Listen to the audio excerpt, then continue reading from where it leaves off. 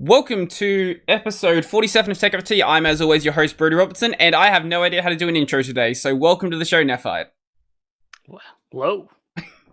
So, I don't know where we're going to go with this, actually.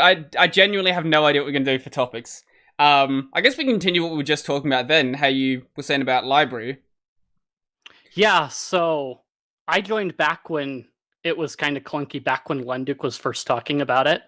So it was still kind of clunky. I just feel like they've dropped some of their payment stuff with the library coin more recently, because I've noticed it's been 0.25 that they've been getting versus the 1 or whatever in between. So with the view tips, at least I haven't been paying too much attention to actually watching content, but view tips have come way down. When I first joined the platform, I think you would get 5 to 10 per view, and now it's come all the way down to 0.8 or so. But they've also got different tiers as well, so some channels actually make even less than that. Yeah, I know I had hit a point because I was putting 5 library coin for each upload I was doing, and I just ran out really quickly. I thought I muted Then I went back again. I'm like, oh wait, I don't have to add anything in. That's right. Which I definitely think it's a good thing they have lowered it down, because the problem with the pre-mine is it's going to run out, and I want them to have a replacement before it runs out. Mm-hmm. Yeah. I know they're working on stuff, but it's still very much a work in progress. They want to do... the reason why Odyssey basically exists is because that's going to be the more advertiser-friendly platform. So yeah, it's the more web accessible one, I know. But that's the platform where they also may act more like YouTube. So on that one, some content will get blocked because it might make more sense for advertisers, but then you have library where that's basically a free-for-all. Yeah. It'll work out. I've been using the Odyssey front end more right now, recently, when I've been going there, so... Yeah, I have as well. I usually just go there to just upload stuff, because right now my desktop client's not actually working. I'm talking with one of the devs about it and trying to get it back to a working state. My problem is my wallet's really, really big, and this is a problem that a lot of people are going to start to experience at some point. Yeah. Because I think that'll sync between the two, I think. Yeah, it does. So. But my wallet has 3,800 pages of transactions. So they need some... I don't know much about blockchain tech, but I imagine they would need some way at some point to migrate the channels to a different wallet, because say PewDiePie joined the platform, for example, he would instantly have way more transactions than I have, and it would basically become completely unusable. It would slow it down. I know recently there have been a couple other sites that have been slowed down just due to the immense amount of traffic that they've gotten recently. So Mastodon, I noticed, have been getting a lot more users recently, and obviously you've had what happened with Parler, and now Gab's also getting a lot of users because Parler's down. Yeah, Gab was slow for the last day and a half, and it finally picked up again, so I was actually able to open the login screen, because I'd sit there sign in, and I'd sit there for half an hour and still nothing. I went to Gab, I think 2 or 3 days ago, and I realized I'd never actually posted on there, but I had 4 or 5 followers. I've never felt like using the platform, because at the time, I don't know, I probably should have. I'm just really lazy when it comes to doing microblogging. If it's not going to sync over, I don't care. That's why I just use Twitter and Mastodon, because I just post on Twitter and it goes to Mastodon. So yeah, that makes sense. I mean, Gab? I was on it back when flat earthers dominated my feed, and it was really clunky. They'd basically just barely forked Mastodon and done a couple things, and that was it. They seem to have now done away with the ActivityPub API stuff, so you can't access it in any other client. It's not entire... the ActivityPub stuff isn't entirely gone. You can actually still export your data as ActivityPub. Okay. Which is kind of weird, because I imagine there's some sort of marker on there that says it's from Gab, and if you try to upload that to one of the main instances, I can't imagine they would let you do that. Yeah, I just noticed that like Husky and Fedilab never worked with Gab. Like it just stopped out of Mm. nowhere. So I'm Yeah, like, they. what? I remember those clients were like, nah, you're not happening here. This is not. Yeah, I everybody's like, no. I don't know how much of Gab is still Mastodon at this point. I imagine they've probably forked enough away from it that you can't, like, even if you made a Mastodon client and you didn't care who actually you connected to, you probably couldn't use Mastodon at this point, but I haven't checked it. Yeah. I haven't been able to search for stuff on Gab for my Pleroma instance. Mhm. So it's been kind of a bummer that way, but it's whatever. Yeah, it's not that big of a deal. I think it makes more sense for Gab to be its own thing anyway, Hmm. because it then The allows. only issue, Yeah, sorry. the only issue, like other people have talked about, is it's kind of centralized. They do have their own servers, but if something really bad does come down, they can still be shut down. Yeah, I don't know how they haven't been shut down. I know they are doing their own hosting, but they still have like their internet provider could still be like could just still shut them down, or any other number of people up the chain could shut them down. Yeah. I don't know how. I mean, Gab's they've managed to got their survive. own servers that they run, so they're their own provider, basically. So, But they still have to rely on like a ISP. That's the one I'm thinking of. yeah. Yeah, that would do it. I don't know, maybe they've managed to find someone who doesn't care, because there are some hosting providers out there, apparently, I don't know if this is actually true, that are clamoring to get Parler on them, so. I don't know. I haven't heard anything from my hosting provider. So, and they've got a Discord server. So, but he really doesn't seem to care. Because I know the CEO of Parler was like, oh yeah, there's a bunch of VPS providers that are really trying to get us on their platform, and I can think of a few who might want to do that. Like Epic seems to not really care who uses their stuff. Yeah, just as long as you're not posting porn. I didn't know Epic was against that.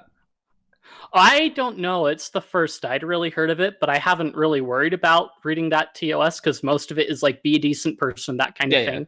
I kind of skim through it. It's like, okay, that. Okay, cool, I'm good. Yeah, that makes sense.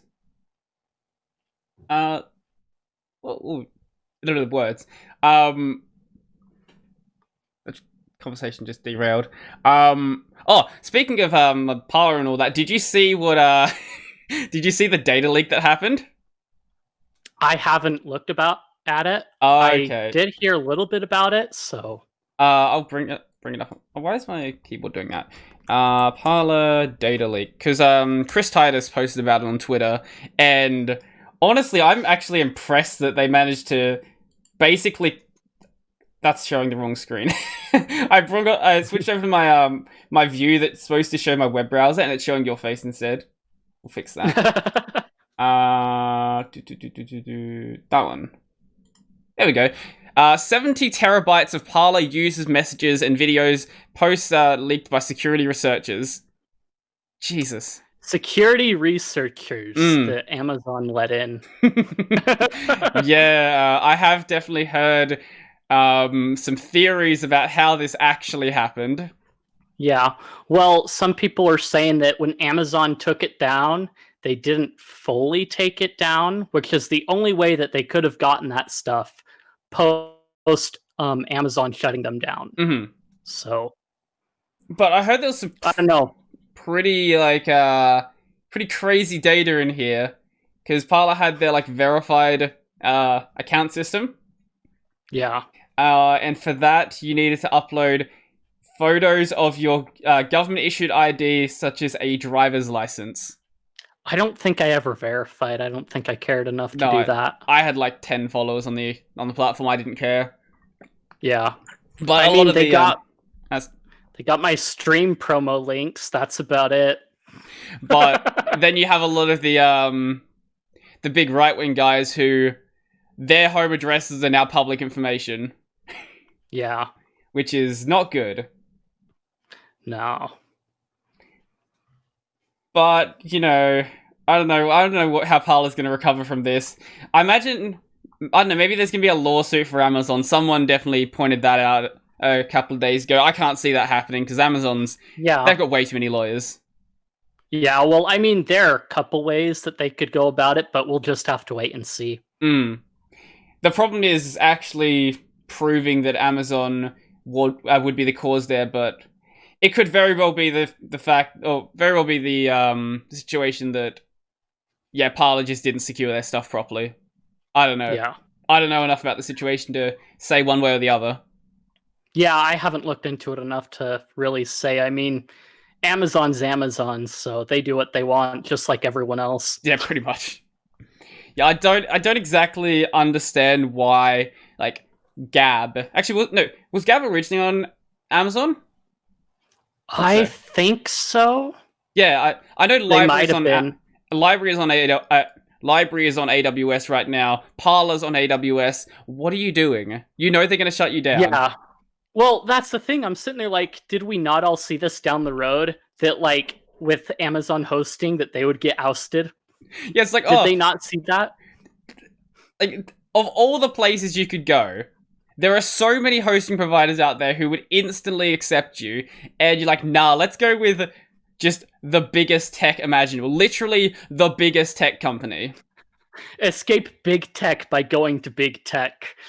Apparently, Jeremy, the CEO of Library, does have like a contingency plan when AWS does eventually shut them down, but I don't know what exactly that entails.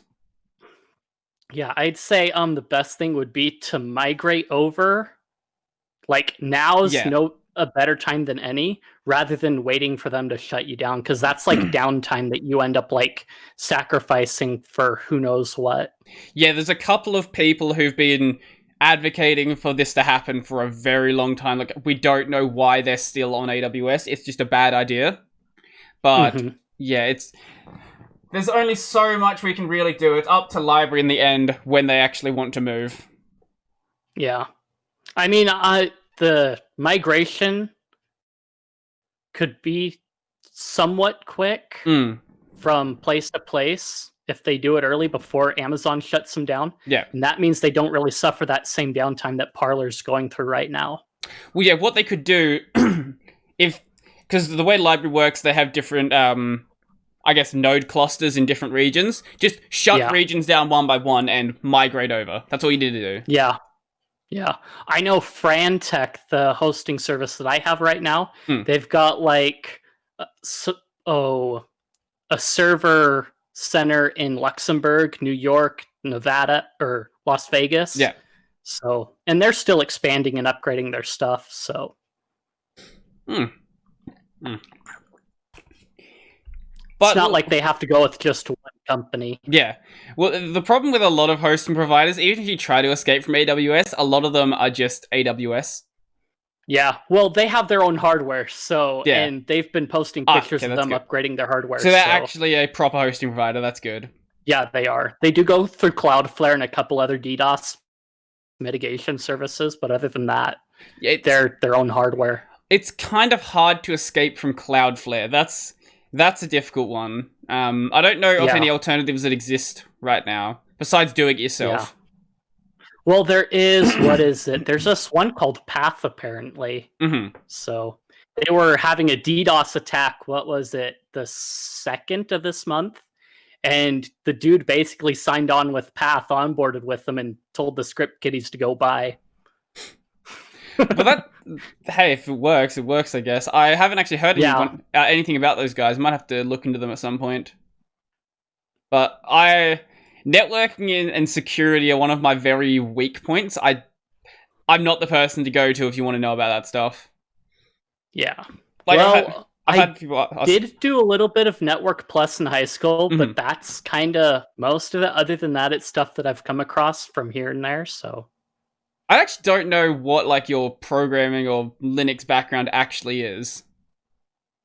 Oh, so the reason I got into Linux was because Vista and parental controls. My parents were like, we're going to install this on, you're going to have, like, time limits, this, that, and the other. I'm like, no, none of that. But it eventually turned into, now I am the Wi-Fi gatekeeper and everything else. Yeah. That's one way to get around it, I guess. Yeah, I know. It really turned into a thing where, like, I kind of like one of the things is like, yeah, everybody looks at gaming like first thing when it's like Linux, no. Gaming, no. Mm-hmm. It's way easier now than it was in 2007, 2008. Trust me. Yeah, that seems to be the case. Like, I've had no trouble running pretty much anything at this point. Yeah. Because, I mean, what? Looking at it now, it's pretty surprising that, like, the games that I did play worked as well as they did online back then, considering all the updates and changes that have happened now. So, I'm pretty happy with how far it came. Back then, it was just, like, play on Linux, and even then, it was debatable whether play on Linux had something for your game or not. And now it's just like, oh, Steam, Lutris, play on Linux, maybe. Game Hub and everything else. There's so many options.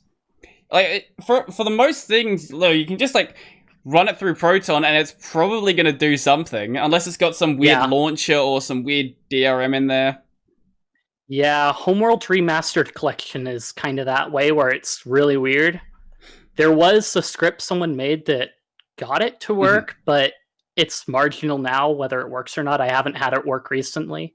My favorite broken game was Borderlands pre-sequel, because it's been broken for 6 years, and I don't know how it works on Windows, because when it installs, it has the launcher file named wrong. So Steam doesn't know what the launcher's called. Interesting. So you have to rename, there's a file in there called Borderlands, and you rename that to launcher, and then rename the launcher to like launcher.backup or something, and then it just works. And I don't know how it works on Windows, unless it just installs differently when you install the Windows version on Linux for some reason. It probably does, because I installed pre-sequel and it worked just fine. I kind of got it up. I didn't do the full 1080p resolution, but it seems to run just fine. So... Oh yeah, it also didn't care at all what my my graphics card could do. It was like, you know what? Literal minimal settings. It will be 640 by 360, or 640 by 480, sorry. 640 by 480, lowest possible settings. I crank it all up, it works fine. It just didn't know what the hell to do when I first launched it. Yeah, what was... When I first launched, it was really small. It basically all looks the same. Well, I bumped it up to 1440 by 900, I think. Or was it 1600 by 900? And then I just left it at that, and it runs like smoothly pretty well. I think it's mostly on medium settings to high settings. But other than that, it runs fine on a laptop 1050. Okay. So... I've heard that there's an Ultra HD texture pack, and that apparently is a little bit buggy, but I haven't tried it myself. Yeah. I mean, I haven't installed HD textures for Skyrim either, so... Yeah, the last time I played Skyrim was on a PS3, so anything would look better than that. Yeah. And, you know, not having 2-minute load times when going into a cave, that'd also be nice. Just gotta play it on an SSD, that's all. I had a PS3 that had a mechanical hard drive in it, and yeah, it's just not a good experience at all. Yeah.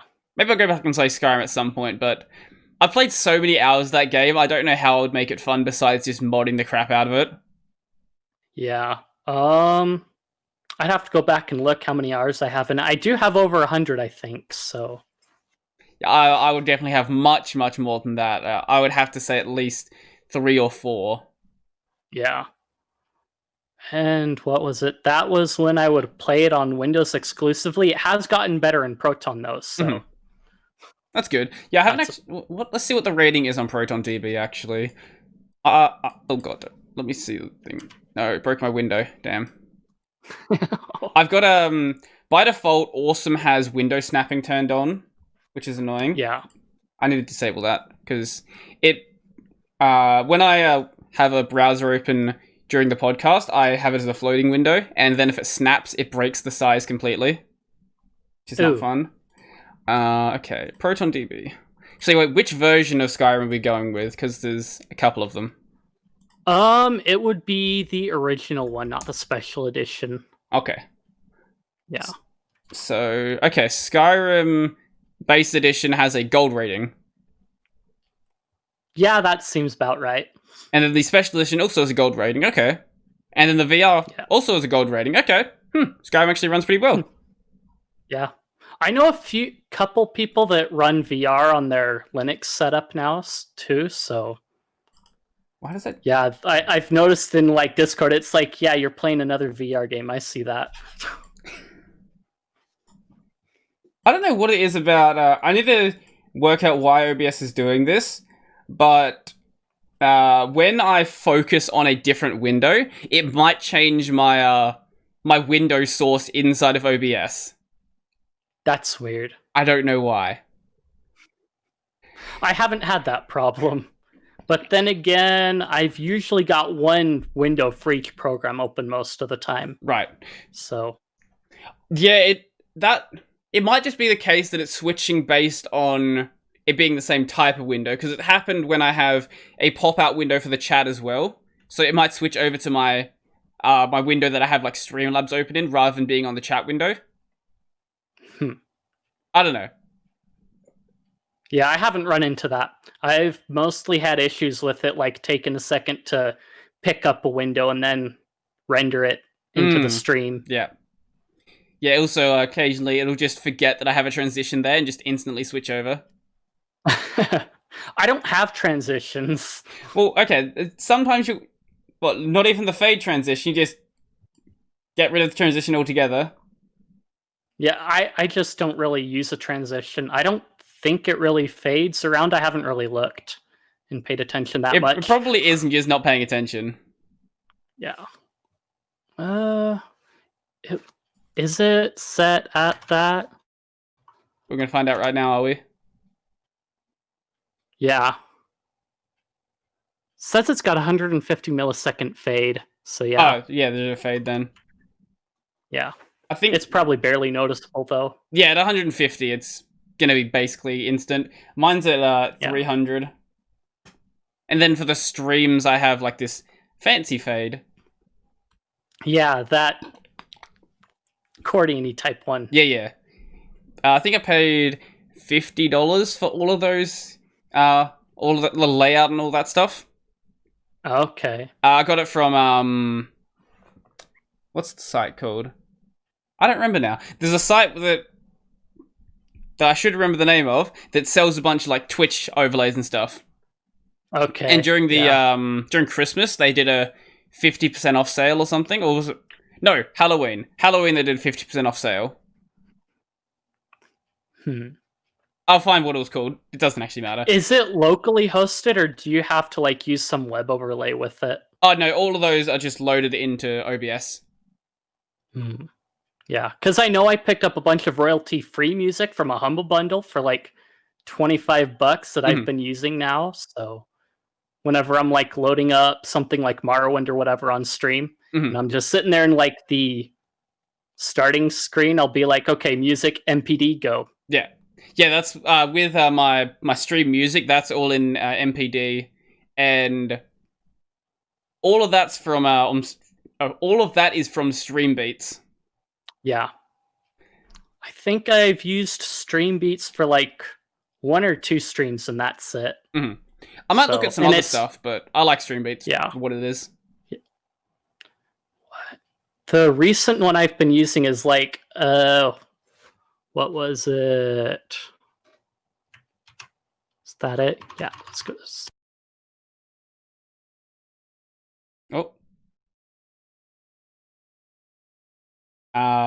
Okay, I muted myself, maybe. Yeah, you did. Yeah, I have like window M set to like the MPCD menu script, and I guess it like, okay. Wait, did Pulse Audio decided to reset my mic again? What? How? I don't know how long it's been like that for. Yeah. So Dark Fantasy Studio has some royalty-free music, and they've got like this Black Sails album that I've been using for pre-Morrowind stuff. Yeah, I'll have to have a look at that one then. What'd you say it was? Dark Fantasy Studio. Dark Fantasy Studio. There we go. Dark Fantasy Studio. Okay, for transition into that one. Here we go. Okay, yep. Cool, found it. Let's see. Yeah.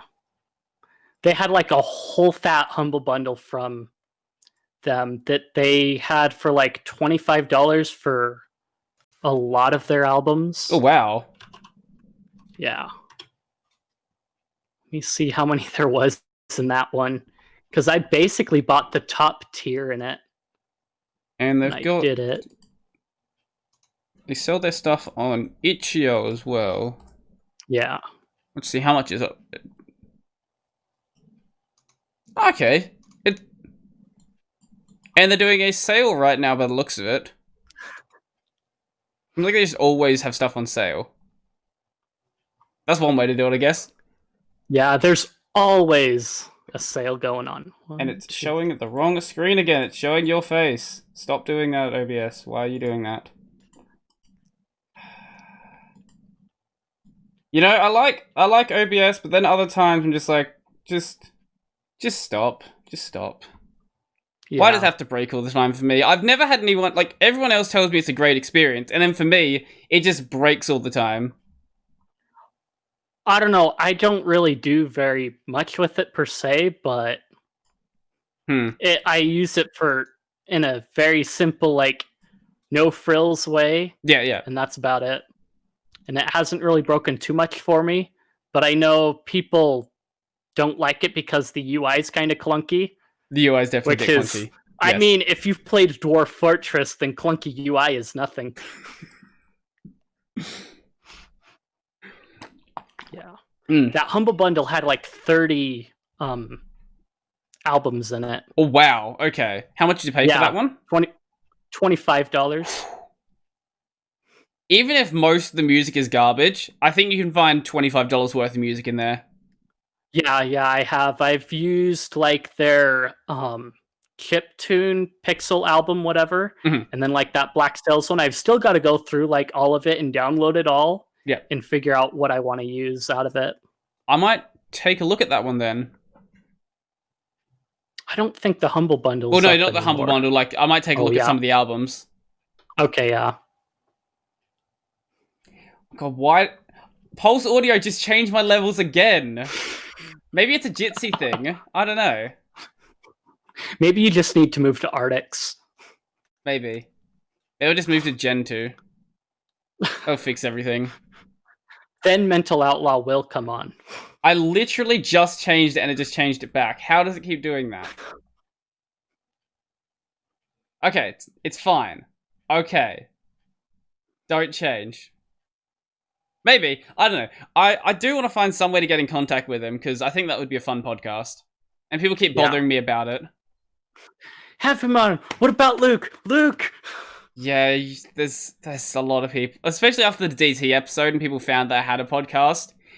Yeah, it's just like, hey, get Luke on the show. Get this person on the show. Someone asked me to get Mudahar from Some Ordinary Gamers. Like, mate. Yeah. No, it's not happening. That'd be awesome. Who do you think I am? Not there yet. Not there yet, no. Yeah. I should just not even bother touching this level, because it's just going to keep changing. It just went up to 91%, now it's at 98. Does it do this on you with everyone else? Maybe you're just controlling my system. Oh, it's 87 now. Hands right here. I don't know. What'll be nice is when I don't have to touch this input, and I just have my mixer board and can just do it on the mixer board. That's true. So you can sit there and adjust for when it decides to change.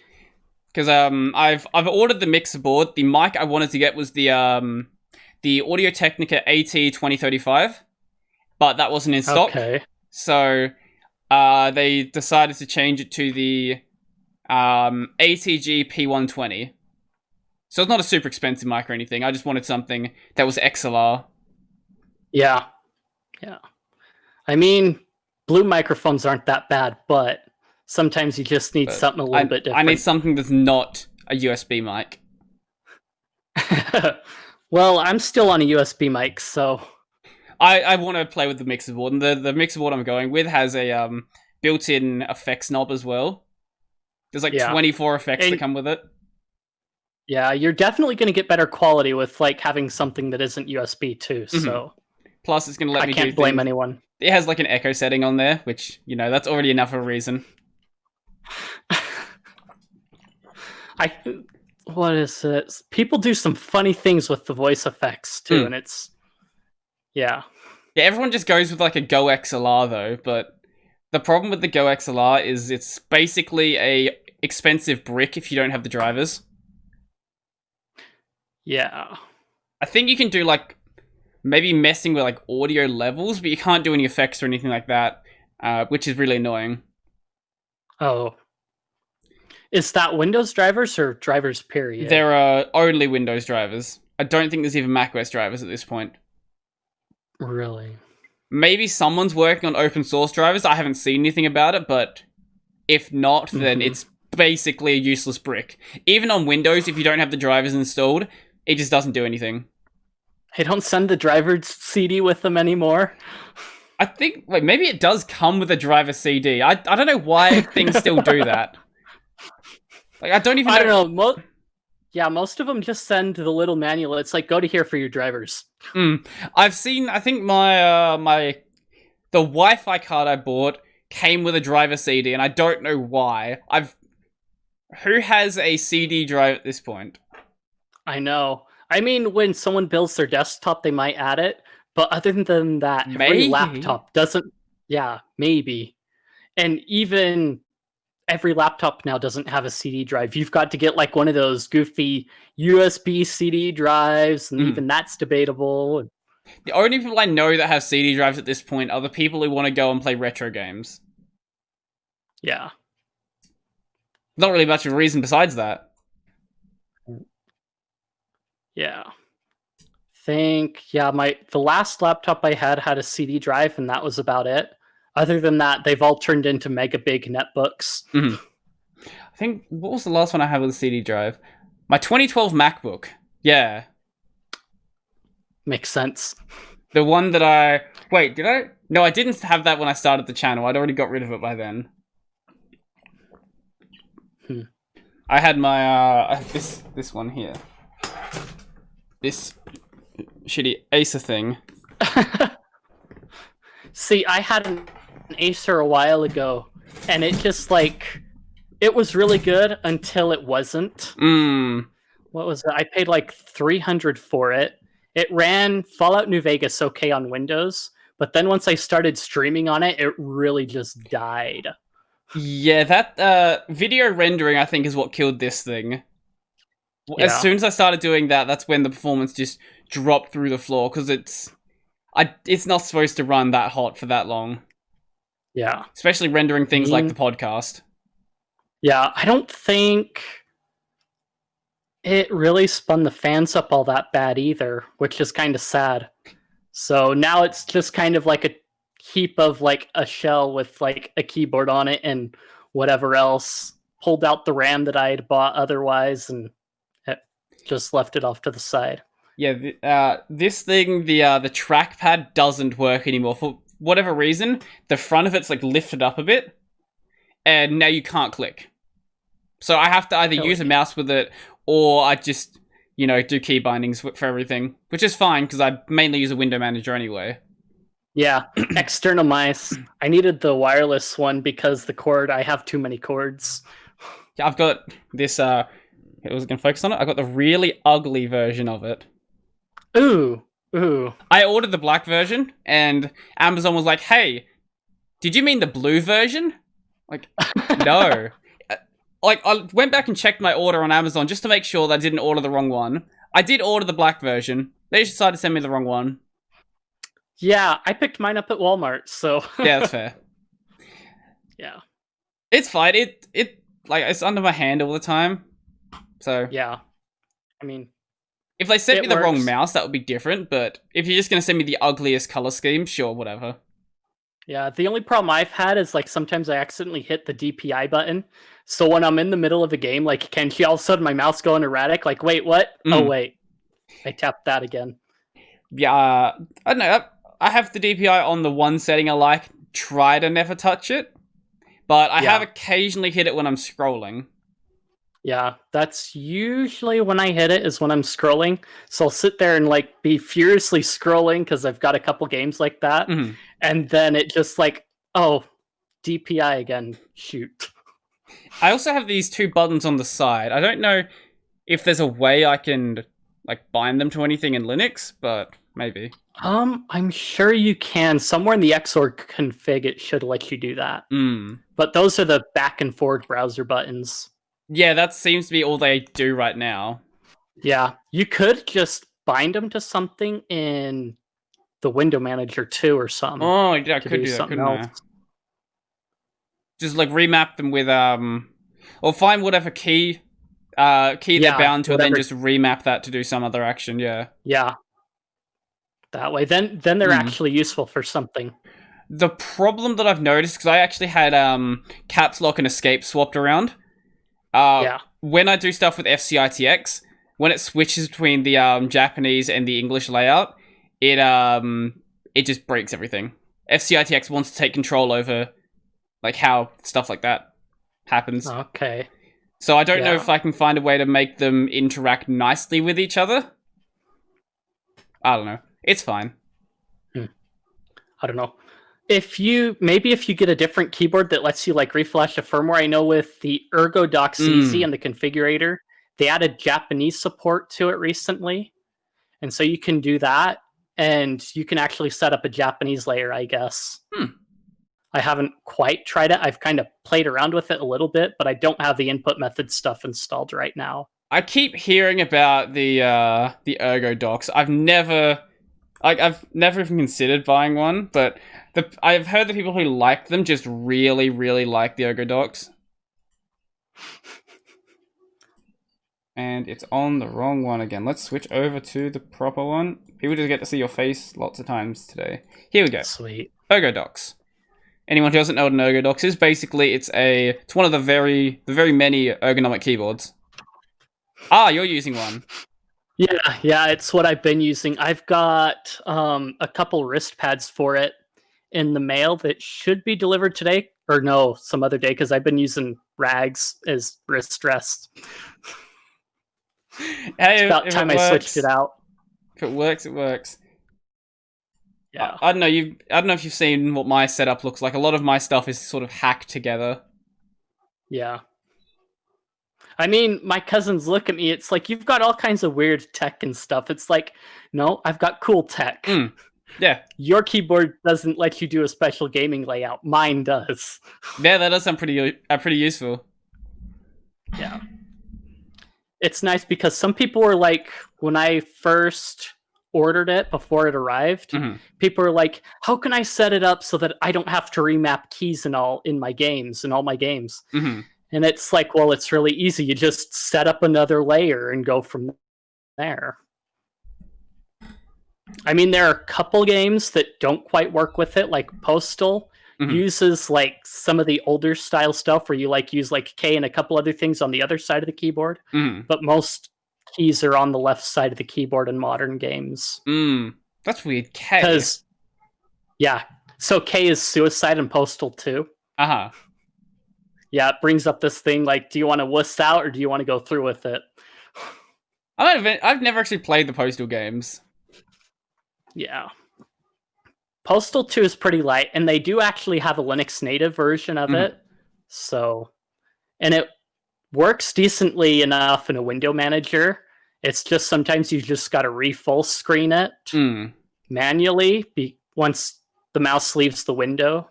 What if What if I just run it through Wine? Is that going to work better? It'll work fine, but I mean, what? It'll probably be about the same. Okay. Sell me on the Postal games. Why should I play Postal? Well, if you're going to go with Postal 2, which is kind of the finished one, there's a lot of mods. It's based on old Unreal. It's an old clunky game that doesn't care, and it's probably banned in Australia, honestly. I can't remember. I'm pretty sure it is. I recall something like that. Postal 2. Yeah. Australia. Let's see. List of banned games in Australia. Yeah. Yeah. You can get your hands on it. Yeah, well, so they did some development on Postal 2. They basically finished it with like their Apocalypse Weekend expansion. Mm-hmm. Then Postal 3 was basically outsourced to a Russian company. Mm-hmm. And then after that, after everybody like crapped on Postal 3, they made another expansion for Postal 2 called Paradise Lost, like 12 years after like the last update to Postal 2, Mm-hmm. and basically dogged on Postal 3 through it. Oh, that's It great. was pretty funny. Maybe I do have to go and look into that then. Yeah. It was pretty good. Yeah. And then there's some glitches you can take advantage of, and yeah. They didn't fix a lot of the glitches. There are a couple things that they did fix to like make it crash less, but other than that, they That's left a always a lot of good stuff start. in. A good place to start with. Yeah, well, they still have issues. Usually it's like some entity couldn't like map itself or get in the right spot and everything. So I've had a couple streams where it's like, oh, look, there's the Unreal Crash screen again. I love these old clunky games. Like, a lot of people look at the like older games like rose-colored glasses, but there's a lot of just broken stuff that people just forget about. Yeah. And I mean, it's understandable because sometimes you get them playing in like a modern engine of an old game. Mm-hmm. And what ends up happening is they're used to that modern engine. And when they go back to playing the classic engine, Mm-hmm. they're just like, I don't remember it being this clunky. Mm-hmm. But Yeah. Speaking of clunky games, I saw something that I didn't know why it existed. Did you know there's a modding community for Simpsons Hit and Run? I did not. I haven't really played it, so Okay, I saw this video pop up on my YouTube the other day. Someone took the Simpsons Hit and Run map and then basically just made a continuous version of the map rather than having different levels in it. Let's see if we can find it. Simpsons Hit and Run. Map mod. I don't know why there is a modding community for a game like this. I don't understand, but I think it's cool nonetheless. And switch over to that one. Basically, it just takes the entire game world and just connects it all together. so it's all continuous rather than like loading into each. Yeah, pretty much. But the point I was trying to get at here was I kind of love what the modding communities can they just come up with nonsense like this. Like, does a game like this need a modding community? No, it doesn't. But people love the game, so why not? Yeah. And what is in Daggerfall Unity? Mm-hmm. Like that's an old clunky game that people are still playing and modding. So with the Unity engine, modernizing it, they can have their HD stuff and everything. You've got Marwin that has the same thing, still pretty active. What? And Total Annihilation, I don't know if you've heard of that. It's ringing a bell. It's an old strategy game from the 90s. That's kind of the game that like worked pretty well in Wine back in 2008 that surprises me now. Oh, it still has a pretty active modding community and everything too, even though the company went bankrupt like 3 years after the release of Total Annihilation. I just I accidentally minimized the window and it broke all the cameras for a second. It's fine. Nice. Total Annihilation. That is definitely ringing a bell. Annihilation. I can't spell. What is this one? Yes, I have seen this. I've never played it because RTS things, like RTS games are not my thing. Yeah, I spent hours growing up playing it, so it's kind of one of those nostalgia things for me. Do you actually remember the first game you ever actually played? I think it was a Nintendo 64 title. Hmm. No, wait, no. It was one of those edutainment games. I can't remember which one, but I want to say Reader Rabbit. Could be worse places to start, I guess. Yeah, well, like I said, it was one of those edutainment games, and we had a whole library of them. In fact, I've got a CD wallet with like a bunch of them, like right up here. Let's see, where did I stick that?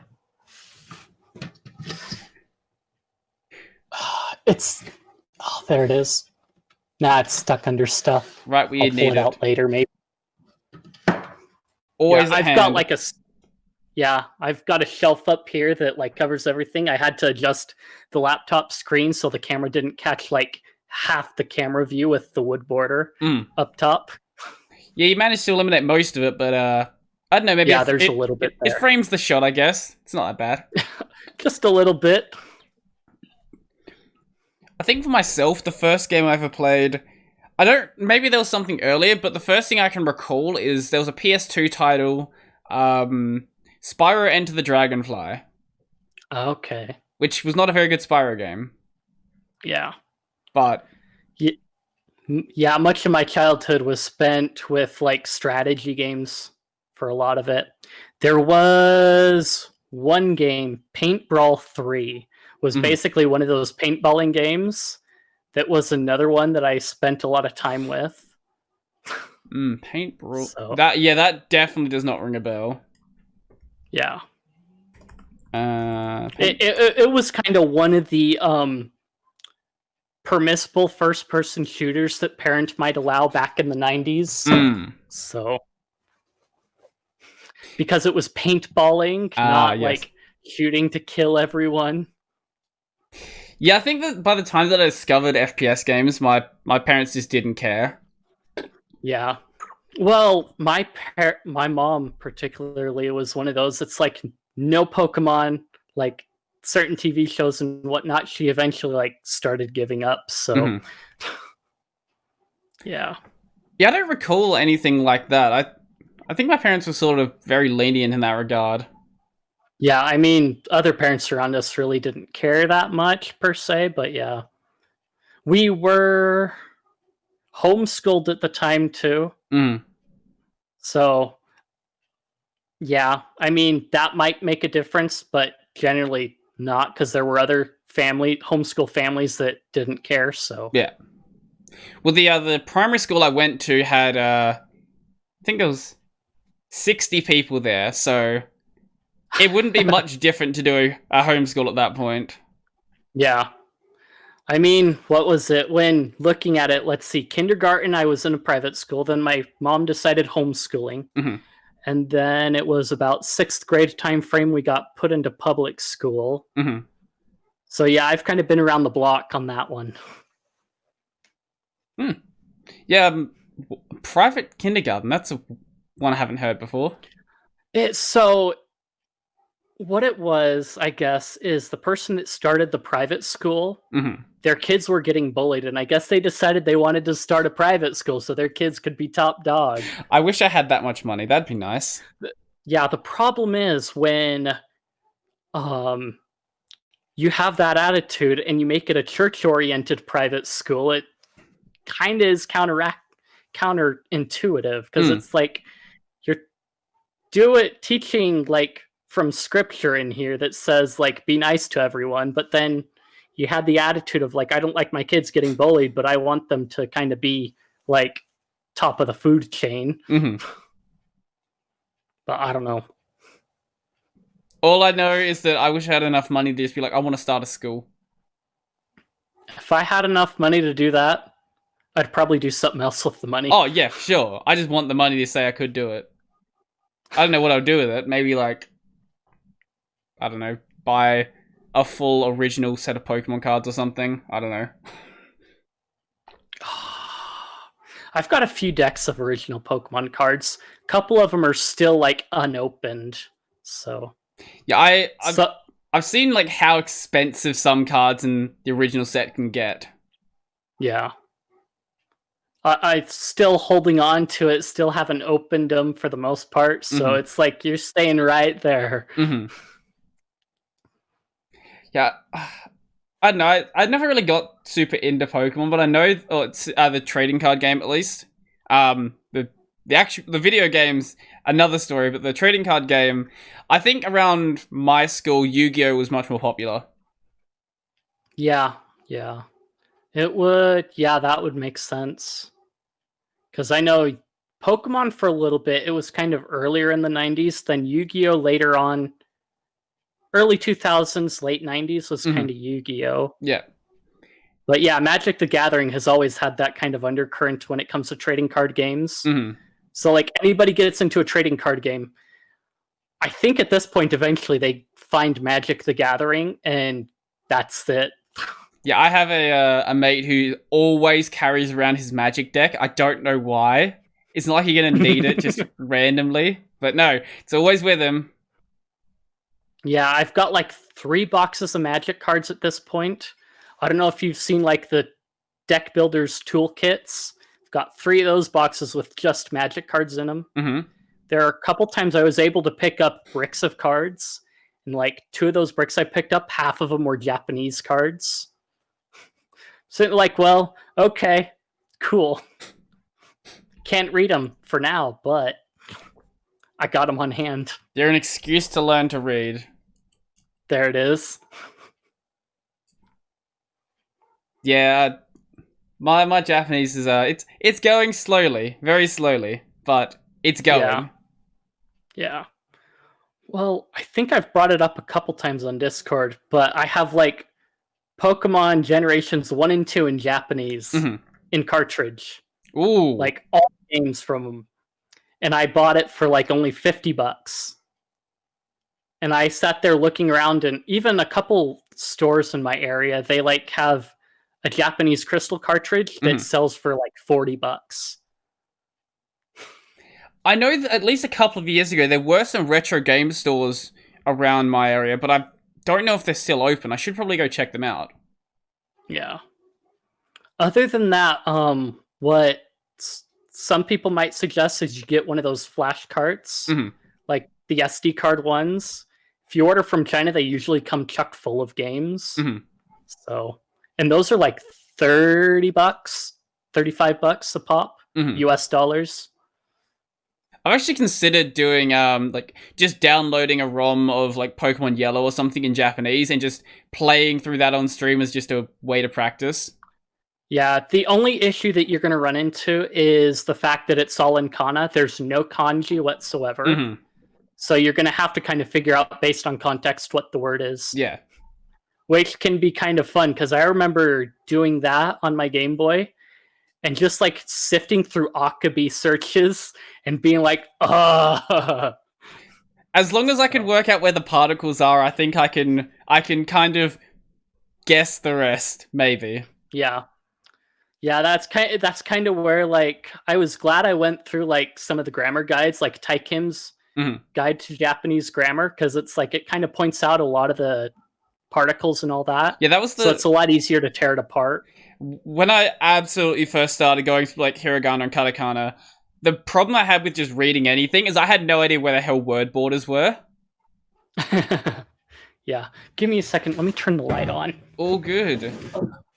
Yeah, then I won't get that screen in my face. Because it would be we started when it was 4 p.m. for him, so it would, being winter there, it would probably be getting dark. I noticed I was having like that colored screen coming on because it's getting darker now, so... Yeah. What time does it the sunset there? Right now... Because I know it would be winter there, wouldn't it? Yeah, it is. Probably around 6:30, 7 o'clock-ish. Okay. But yeah. Surprisingly late. It's like, 5 o'clock right now, so... Okay. Because it might be a bit earlier. I haven't really paid attention much to when it does. Yeah, I've been inside a bit too much recently. Because it's been pretty hot here lately, like 37, 38 degrees Celsius. And I'm just like, I don't Yeah. want to go outside. It's too hot. Makes sense. But Yeah, it's been pretty. Uh, It's been pretty nice. We've got like some of the snow cover. I Mhm. mean, it's been kind of like frozen hard for the last couple of days, Mhm. but you can walk outside and it's like decently okay temperatures I have with the sun shining. I've never seen snow in person. Oh, I could go to like Tasmania in winter, and it does snow there. Actually, it also snows in the middle of summer as well, which was really bad. Like December, there was like yeah. a couple of days where it snowed.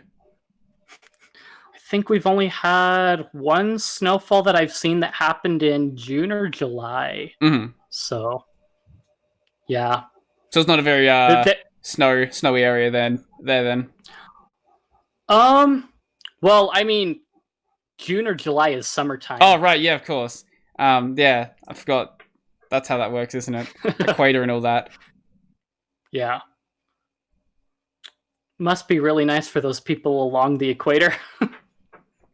Yeah, I don't know, maybe, but when it's not like 37 degrees, it's nice. Like after like period of really hot days, even just a relatively warm day is kind of nice after that. Yeah. Well, yeah, this past summer was pretty hot to the point that nights were hot that it was hard to sleep. Yeah, that's not fun. Luckily, I have ducting air conditioning, so I can just leave that on all night. But Yeah. Yeah, I don't think we didn't really turn ours on all that hard because, like, when you're working outside and you walk in with a sudden temperature change, it can cause problems. Because Yeah. I guess there are people, it's like you get that sudden temperature change and like they go into a heart attack, so or they can. That's a problem. Yeah, maybe that would be a bit of a problem then. Yeah. I usually just don't turn the air conditioning on. It's my housemates to turn it on. Like, I'll sit in here while it's like really hot. Yeah. And you probably notice, like, during videos, you get really shiny. Yeah, the window opens at night, and then, like, during the day, it normally closes, so even during the winter. But yeah, luckily, my room specifically stays pretty cool because I usually only get the afternoon sun, so sun would be setting over this direction and comes straight through the window, and that's really the only sun I get here. Which is nice in summer. In winter, it means the room's always cold, but... Yeah, my window faces northwards, so the sun never really directly shines in, so... That's a nice feature. It is nice, because I had to get these...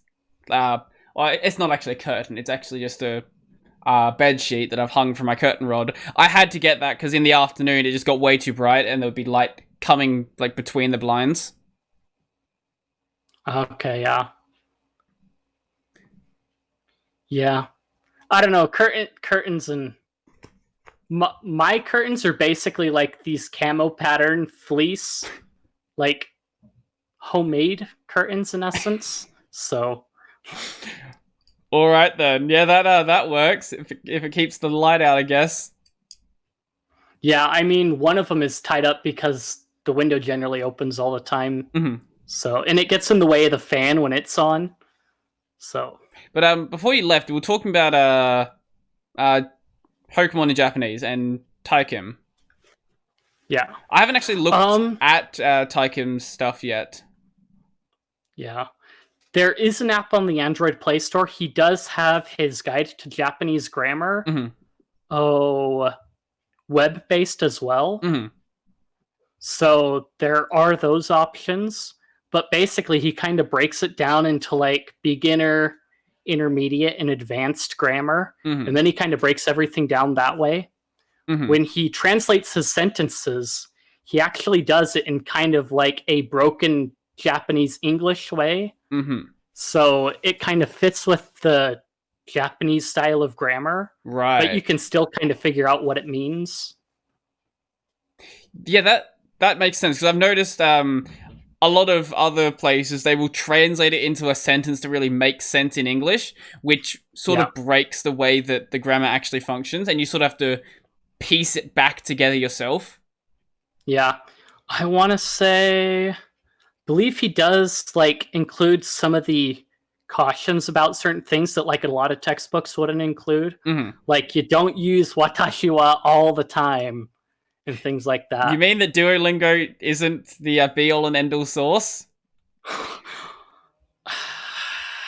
I guess not. I want to do a Duolingo at some point. When I get to the point where I'm actually like relatively okay, I would love to do Duolingo just to make fun of it.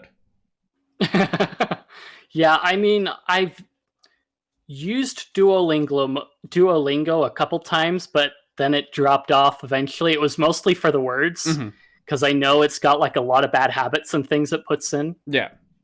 But the other one that I've used is called Closemaster. It's basically a fill in the blank for like various languages, and they've got Japanese as one of theirs.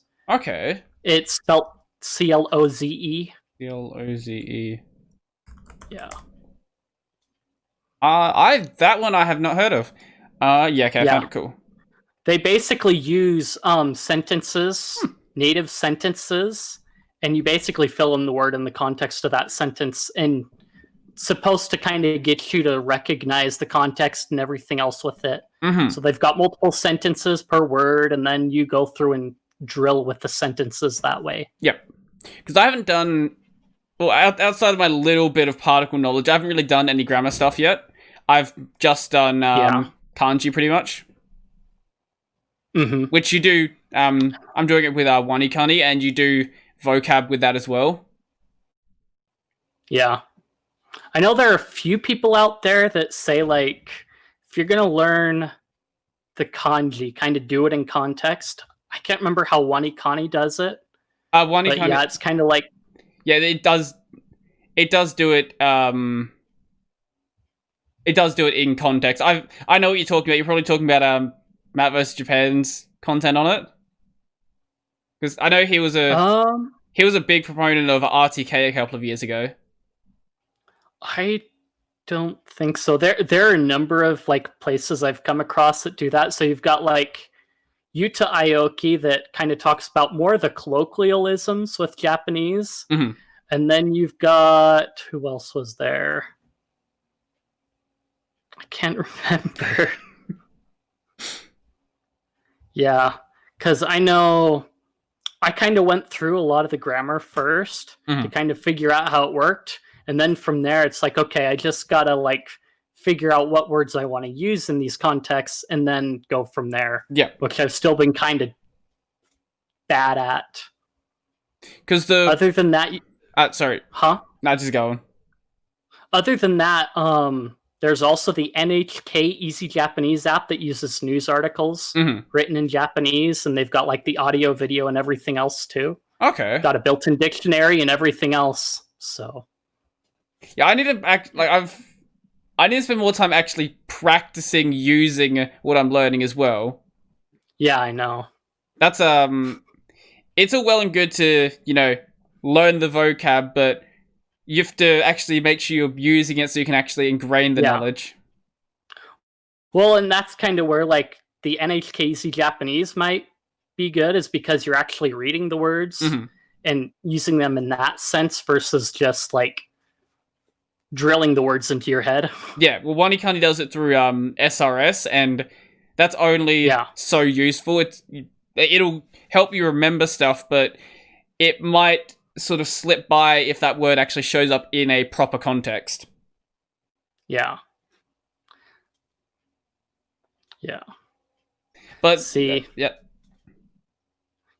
So with like Spanish, when I was doing that, it was kind of helpful because when you've got someone that you're speaking with or that you're listening to, you start to recognize where the words pop up. So that's kind of the reading and everything else. In that regard, it's actually like I'd never thought of playing VR chat before, but VR chat honestly seems like one of the best ways to practice a second language. Yeah, I can see that. Because there are so many actually. rooms that are just dedicated to like, hey, we're a Spanish speaking room, we're a Japanese speaking room, and there are just native speakers just hanging out there. Yeah. That would help with the speaking a lot, yeah. Speaking and listening. Yeah, I can't speak, but I'll just stand there just listening to people. Yeah. Just like, Sugoi. That's what you get from me. Samui! Kuso. There you go, there's the extent of my Japanese. Well, I guess that's the important ones. Look, that's all you need to know to be able to play Mario Kart with Japanese speakers. And also just screaming. One interesting thing I did find with like Japanese Pokemon is the translation differences that they went with. Yeah. So like you've got like the campers in it, and in Japanese they're Boy Scout and Girl Scout. Uh-huh. And then the last is actually like translated as mini skirt. I'm sitting there like, that's very clever.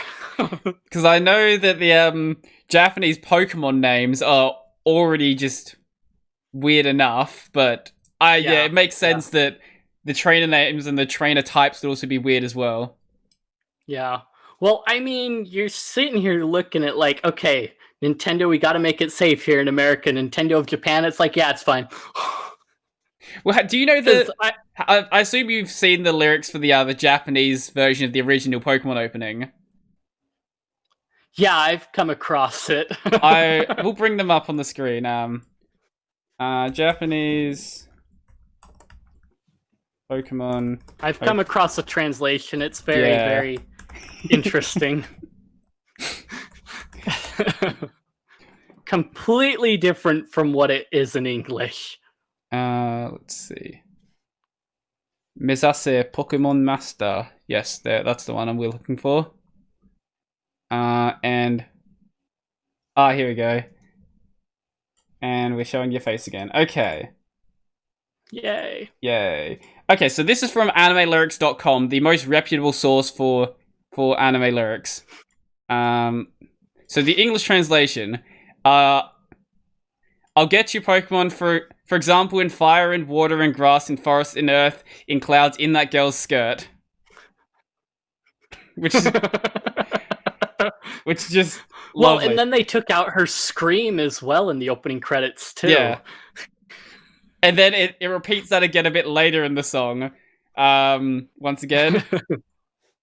In that girl's skirt, and then instead of a scream this time, she says, "You're persistent."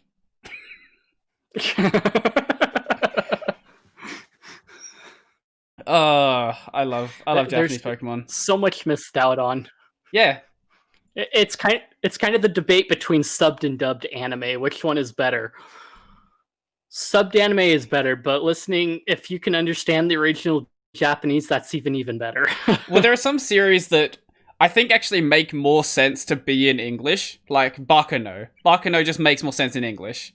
Or tell me that the English version of Hellsing isn't better than the Japanese version. I haven't really looked at it, watched it, so I know with Dragon Ball, there were things that they removed in the English dub or like changed around, which was kind of interesting when I went through and watched some of the same episodes with subtitles instead. I'm like, no, what? With I think I only watched Dragon Ball in Japanese, so I don't know what the differences were. I'm like, as a kid, at least in Australia, Dragon Ball wasn't actually airing here, which is kind of weird because I know a lot of people who have seen Dragon Ball as a kid, so I don't know where the hell they saw it. Yeah. So, like, for example, Bulma, when she gets caught on, like, the branch on the side of the cliff, she's like, I peed! And, like, in the sub version, I can't remember what they did, but they just kind of left it out and got rid of it. And then there's a part where Goku is, like, laying down like he's sleeping the way he was with Gohan. And he's, like, kind of pats Bulma kind of in the crotch area. Yeah, he's like, I wait, do remember that scene different. happening. It's like, oh, no, pee-pee, what? And he like, because he takes her underwear off. And that kind of leads to the section where like Master Roshi gets the bloody nose, calling her one of those peachy girls. Oh lord. Yeah, there's definitely been some changes in some of the older anime, that's for sure. Yeah. But I don't know, it leads to some fun when you finally discover it. Yeah. Like everyone talks about a lot lot of stuff removed. You always hear people talk about, oh, here's what was changed with like the 4Kids versions, but it's not just 4Kids that was changing stuff. Yeah. Like, obviously everyone knows about like jelly donuts. There were some things they felt like toning down. Well, I think, yeah, even Sailor Moon had the same deal going on. Mm-hmm. They had to remove like the gay references from Sailor Moon and all. Yeah, that would not go down well today, would it? No. Had to take it out. No, you put it back in. You have to make it more. Yeah. Oh, Lord. I think there are cases where they did with Crunchyroll in a couple anime. I don't trust Crunchyroll to do any subtitling at this point or any... I just don't trust Crunchyroll. They're going to be changing meanings left and right. I don't know. I haven't watched anime through Crunchyroll in a while, so... All I know is about when they change stuff. I don't use Crunchyroll. I just, acquire stuff through other means. Yeah, that's my normal way. It's like other people, it's like disseminates information. It's like, okay, cool. It'll make its way to a Discord or Twitter at some point if it's important enough for me to see. Yeah. Otherwise, it makes it to Twitter and someone on Discord posts the link to that tweet. Yeah, pretty much. Now the conversation stopped again. I love it. Let's see. Oh, here's one thing. A lot of these like open source games, like Assault Cube and Urban Terror and things like that, a lot of them I had no idea they were open source games when I first heard about them, because back in my high school, we would always try to find any way we could play games in class. And these just were the first things that came up because they're free and everyone can play them. So I've already had experience with a lot of them. And I do love the idea of getting back into them, that's for sure. Yeah, I think that's a lot of the way it is with a lot of things. Like, I'm sure Firefox early on, people were like, I didn't know it was open source or that, not.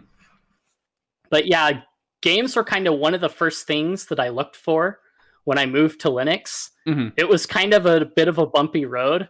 So I had a computer teacher that had like an old SUSE disk that some student had bought for her from Best Buy, because they did that at one point. But I eventually moved to Ubuntu, which had the old GNOME 2, like double bar top and bottom of the screen. And I kind of what I stuck with for quite a while. But they had Synaptic, and then they introduced the Ubuntu Software Center. And I kind of went through like all the games and just kept looking. And yeah, there were a lot of them. There was, what was it? Battle for Wesnoth was kind of one of the earlier ones that they had in there that I had tried out.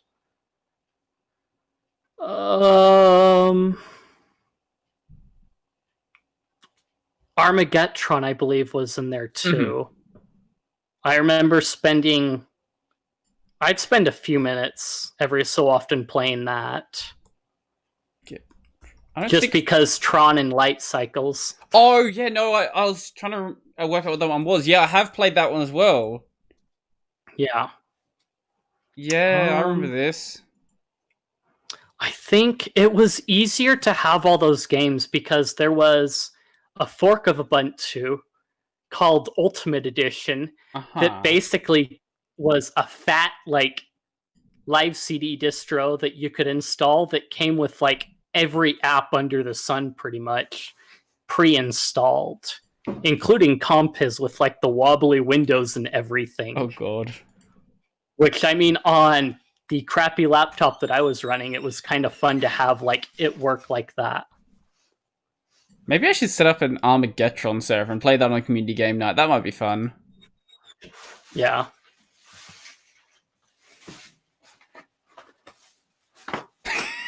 Package. Sorry. It's all good. That's my Pine phone protective stuff. Ah. Oh, you got a Pine I'm phone, still do waiting you? on them. No, not yet. Oh, okay. They've got to ship it out. It's going to be part of the next batch coming. So, yeah. Did you see the Pine phone scalpers? No, I did it. Oh, wait. No. Yeah, someone did post it. It's like, what? 300 in bids? Really? Pine phone Manjaro scalpers. Yeah, so if people don't know, the Pine phone is a Linux phone. And every so often they will basically release different versions of it. The last version they had was the Manjaro version. And yeah, for some reason, people are going onto eBay and selling the Manjaro version for way above MSRP. Can we... Yeah. What? They said it. The Pine phone's going to be 300 retail. Mm-hmm. And right now they're doing it for 200 during the whole like build up to daily driver. Yep. So it's like, why? I know some people are complaining that it's going to be like, oh, by the time like daily driver and like the full version is released, like the hardware is going to be out of date. It's like, it's a phone that you can upgrade. Mm-hmm. You can switch out the motherboard and have an upgraded Pine phone for like way cheaper than buying a new phone. Oh, you can switch out the motherboard, can you? Yeah. I did not know that. I don't really know much about the Pine phone. Yeah. Well, you can buy Pine phone parts, and if you really wanted to, you could build your own. But that seems like too much effort. I just want a phone. Yeah. Apparently, they were kind of reluctant to do the branding on the back of the phone for each community edition. Mm-hmm. So they sell like a backplate, replacement backplate without the branding at all on it.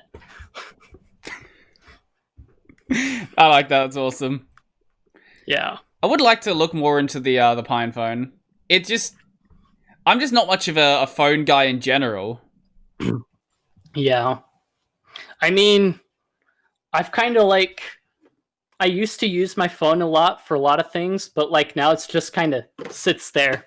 It's like one of my viewers on Twitch is about it.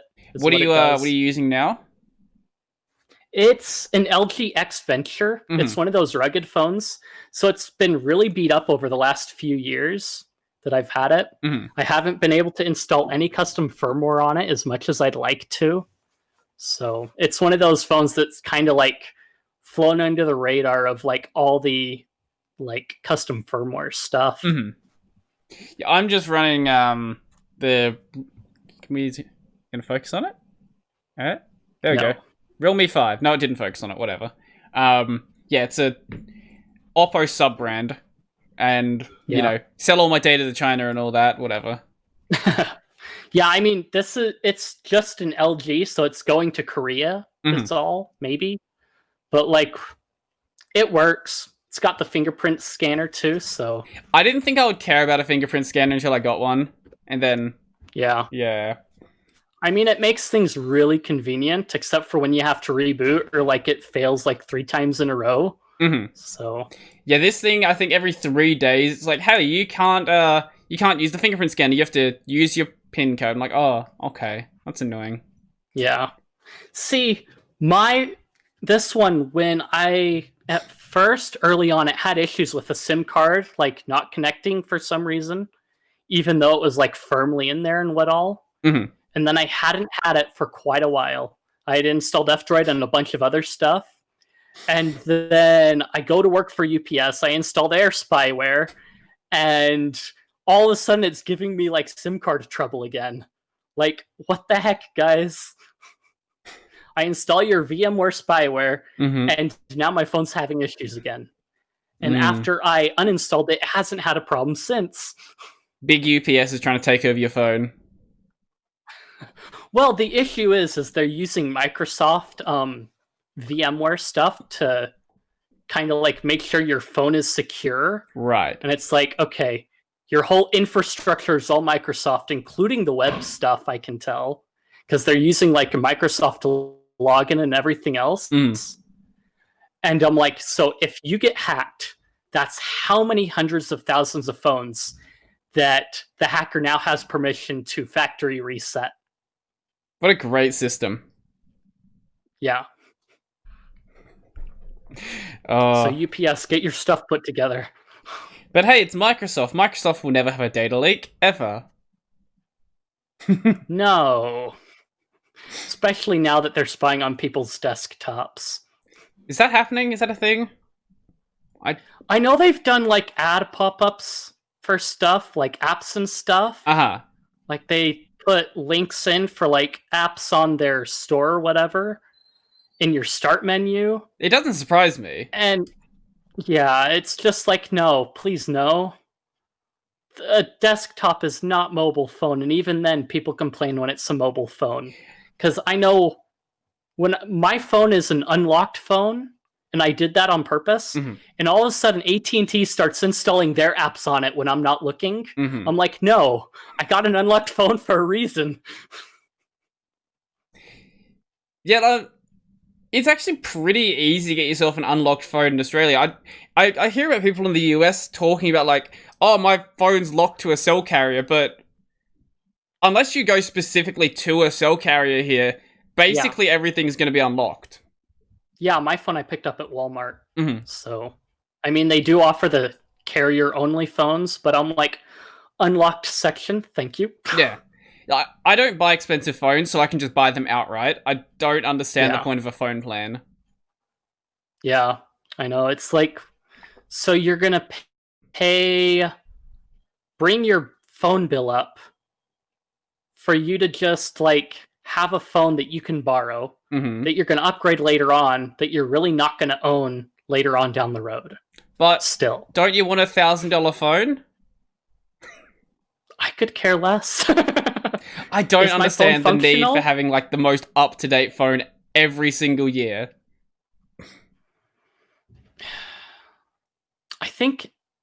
I don't know who popularized it, but like they've got problems. Yeah. Like imagine if people acted like that with their car. Like if instead of having a car loan where you loan to buy it, it was like you rented a car and then every year you just got a new car. Yeah, well, that's basically don't what it's take like. that as a good. That was not a good idea, car industry. Don't take that as an idea. Well, I mean, there's some people that already do that. They get a car, and then they upgrade to another car a few years later. So. I guess so. But just imagine if that was just still working on payments. Just imagine if that was just the norm. You just never owned your car. It was just always renting, pretty much.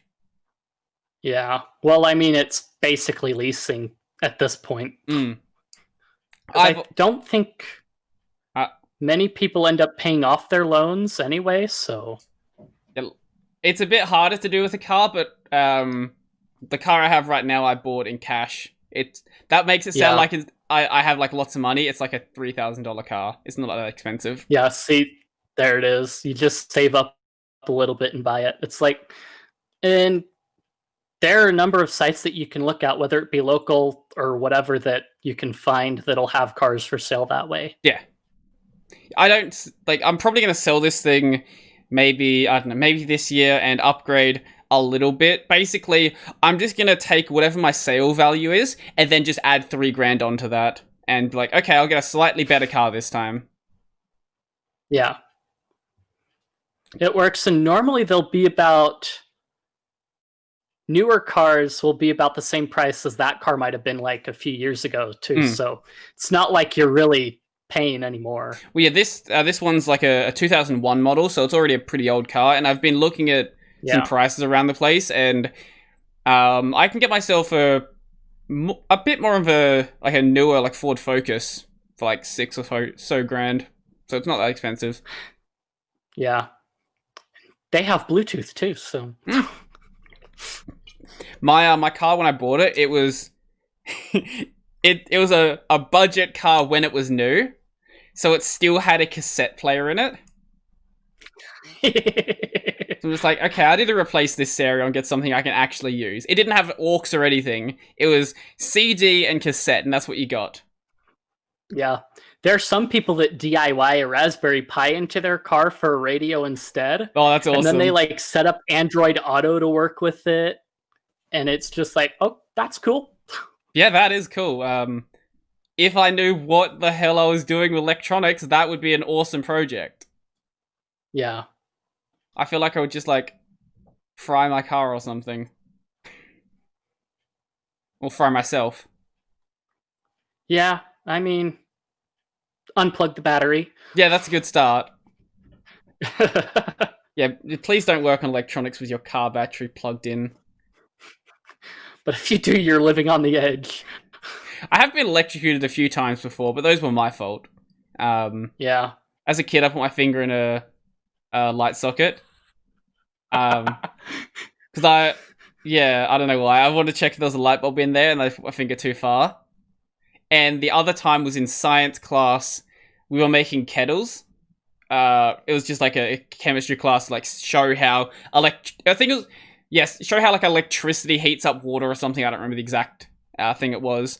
And it was taking a long time, and we didn't think it was working. So I touched the metal thing, and yeah, it went well. It's an odd sensation. It is. And then I had like this big. It actually was really hot. I had this line on my finger for a couple of months where it burned into my finger. Oh, dang. Yeah. You always get those kids that have those like fork in the outlet stories. Mm-hmm. Yeah, the UK does a good job with that, where they actually have it so you actually don't get any electricity until the ground plug goes in. It's like basically locked until that happens. That's interesting. Yeah, Australia. Actually, do I have a plug around here? Yeah, here we go. Here's what Australian plugs look like. Okay, yeah, one of those ones. Oh, the UK does it better. We don't actually have locks on it. So the UK, the way they do it is the ground pin here, until that actually goes into the socket, it has like basically locks over it, and you can't stick anything in. So the kid would have to stick one thing into the top and then one into the ground. And if they can do that, that's pretty impressive for a kid. Yeah. Oh, I remember my parents, they got sick of us kids, because we always got around the parental controls. It got to the point to where they took the electric plug and they basically disconnected it and put on like one of those like plug disconnectors from like a hardware store onto it, so that they could take the end of the plug, and they left the female end on the TV. Well, we as being smart kids figured out like, hey, we can take a couple wires, stick it in here, and stick it in the outlet, and working TV. Oh my god. I was not that ingenious as a kid. That's a great solution. But to be fair, my parents also just didn't worry about parental controls because they wouldn't understand it themselves. Yeah, well, I mean, it kind of like parental controls got a bit more complicated later on down the road, so my parents eventually got sick of it. So, like I remember having to teach my mum how to send an email because I think it got to the point where her work decided that they only wanted, like, they weren't going to send pay slips like through the mail or give them out at work. And they were only being sent online, and she also had to like submit her timesheet online as well. And she was just like, I have no idea how to send an email. I can't do my job, and she's like freaking out about it. It's like, it's an email. It's very simple. Luckily, I've never had that problem. But now she's like, she uses her phone more than I do, so I guess I did something. Yeah, I mean, I grew up with a .mil email for a little bit too, so my parents knew how to use email because for some reason the military decided that they'd get on email pretty quickly. Yeah, my family came from a rural area though, so we had dial-up, and they just until I think 2004 or so, we just didn't even have an internet connection because there was just no point. Yeah. I remember at one point, we had a dial-up, and I think my mom was connecting, and somehow she had accidentally dialed my uncle, who was out in our driveway working on our truck at the time. Uh-huh. So, like, he answers it, and you hear this hello from the computer. I wish I was just a little bit older to experience dial-up. Like, I was there at just, like, the last stages of it. Yeah. Well, I mean, I didn't really experience dial-up too much, because when I kind of really touched the internet is kind of when, like, DSL was really hitting. So yeah, the first point where I was like really interested in the internet was when I moved back to South Australia and got a DSL connection, and my cousin told me about this new website that had just came out called YouTube, where you could watch all of these videos online. So this was like 2006. I think it was before the Google acquisition even. Yeah, it would have been. Yeah, it would have been. See, old YouTube was really interesting. See, I know some people. I know. Is my mic being weird? Or? No, it was my housemates are awake. Oh, so I know. Remember early on, before YouTube had ads, like when they had all kinds of that stuff on it, that like there was eventually a point where you had like some of these channels, they literally had sponsorships before any sort of YouTube monetization. So you had like the DIY channels, you get like Kip K, and it's like, well, this video is sponsored by Subaru. Let's show you what you can do with that and stuff like that. I know some people are worried about monetization right now. It's like, well, you get your stuff up big enough, and like that same thing will happen again. Yeah, I've had a few companies come to me. One of them, I had to tell them like no, because it would have been a massive conflict of interest. Because right now I'm working with Linode. I'm not going to say the other company that came to me. There was another VPS company that came though, and I guess they just hadn't seen my recent stuff, because I'm like, I can't be working with two VPS companies. That's not happening. Like maybe hosting here and hosting here. Maybe someone will do that, but I'm not gonna I can't in good faith recommend two companies at the same time that do the exact same product. Yeah. But hey, if like Dollar Shave Club wants to come to me, I'll take that. Actually, no, Manscaped's the big one that everyone's into now. So Manscaped, hit me up. Or then there's what was it? The earbuds one, Raycon. They sent me their E25s everyday wireless earbuds. They're so wonderful. Ugh. I would take them. I kind of want some new wireless earbuds. I don't even care if they're very good. Like these, I don't care about audio quality. These earphones are, what are they? They are Sennheiser CX 3.0s. They are $40 Australian, which is probably like 20 US. They're fine. They play audio. Yeah. But they're not good for doing audio work, which is something I probably should be doing. Yeah. If you go check out DankPod's channel, he has... Okay, I'll check out DankPod's channel. He does a bunch of iPod and MP3 player stuff, but he has a few videos talking about different headphones and like what he recommends for like different things. So what was it? I can't remember which one he said for like audio editing, that a Sennheiser brand is what it was, I believe. One of the Sennheiser headphones. I don't know. But he's an Aussie too. Oh, okay. Yeah, I actually did recently buy an MP3 player. Because I just want something where I can just... This is something from watching Matt vs. Japan. I just want something where I can just have Japanese audio playing all the time. And just, you know, when I have free time, just stick that in. Yeah. Makes sense. That good old listening. Yeah. And I'm surprised... Other than that, yes, sorry. I've just gotten these Skull Candy wireless headphones. They're not like some of the other ones I've looked at, where they like let you use one bud solo. but they work. What It just sucks because the right ear is the only one that works that you need to have out. What do you got on right now? They're a Sony pair. They do Bluetooth as well. I just use the wire all the time because I mostly have it on the computer and that's it. Yeah. So they do pretty decently. I'd like to kind of see like some of the open earphones and see how they sound with it though. So my only problem with doing open back is like, if I was living by myself, it'd be fine, or I was living with people who just don't make noise, it would be fine. But yeah. Well, I mean, so now I'm mowing their lawn again. Okay, whatever. I live with... my problem is sometimes I get people that want to talk, and like they'll sit at the door and it's like, hey, you. Hey, you. Oh, someone's there. Yeah, I just, when my housemates want anything, I just knock on the door, so it's fine usually for me. Yeah. My only other earphones... Can I reach them? Yes, I can. I've got a pair of Jaybirds here that I bought years ago. I don't remember what model they are. I don't know. But they have wires on them, which is you can. Back when this was back when this was a wireless earphone. I remember these days.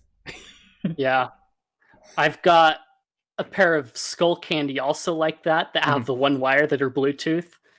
That for some reason it took like 2 seconds and it would like fade into the audio of whatever I was listening to. And it's like, why? And sometimes it wouldn't even work with New Pipe. I'd have to sit there, play and pause the video again to get it to work, or like reconnect the headphones to get it to work, or something else. So, but I mean, it would be nice because then I could switch ears whenever I am using only one ear.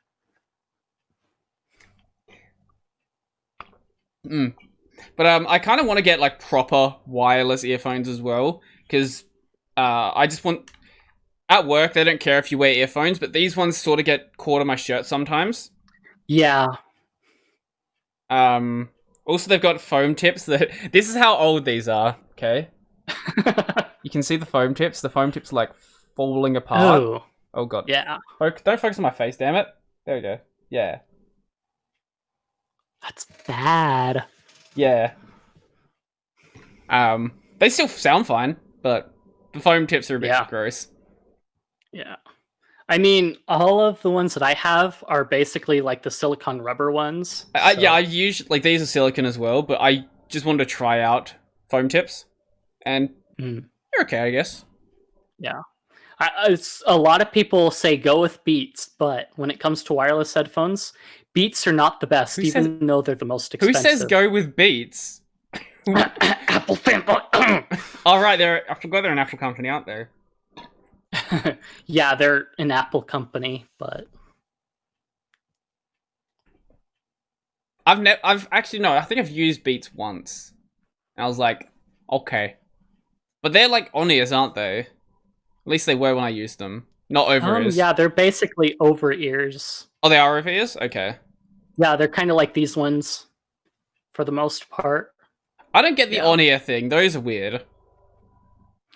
I don't know. Sometimes for some people, like having something sticking in their ear is irritating. So having something that they can hook around that way makes it so that they're not irritating their ear, but they're not having something big and clunky.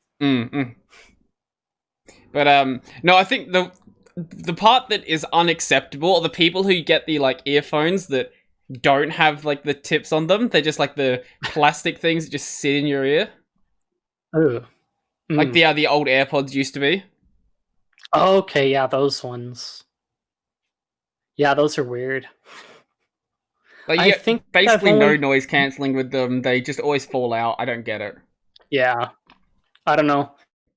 See, these Skull Candy ones, they kind of have a habit of trying to fall out on me when I'm eating or talking too much. So I've got to kind of be careful, otherwise I'm tilting my head. I think I might have another... Actually, wait, do I have another pair of earphones around here? Maybe. I did, but they're not there anymore. I just have another pair of these ones, because I'd lost a pair of these, and they showed up, like, under my couch like a year later. Which is the nice thing about having cheap earphones, you just don't care. Yeah, I have a pair of earbuds that I use with my Switch most of the time. Mm-hmm. So when I'm like going to sleep, I'll put like one ear in and like YouTube.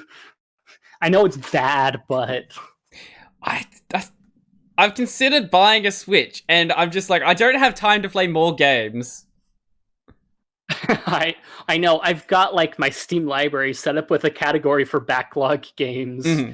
That it's like, okay, I have to work through some of my backlog. I don't know about you, but I only play games while I'm on stream, so... Yeah.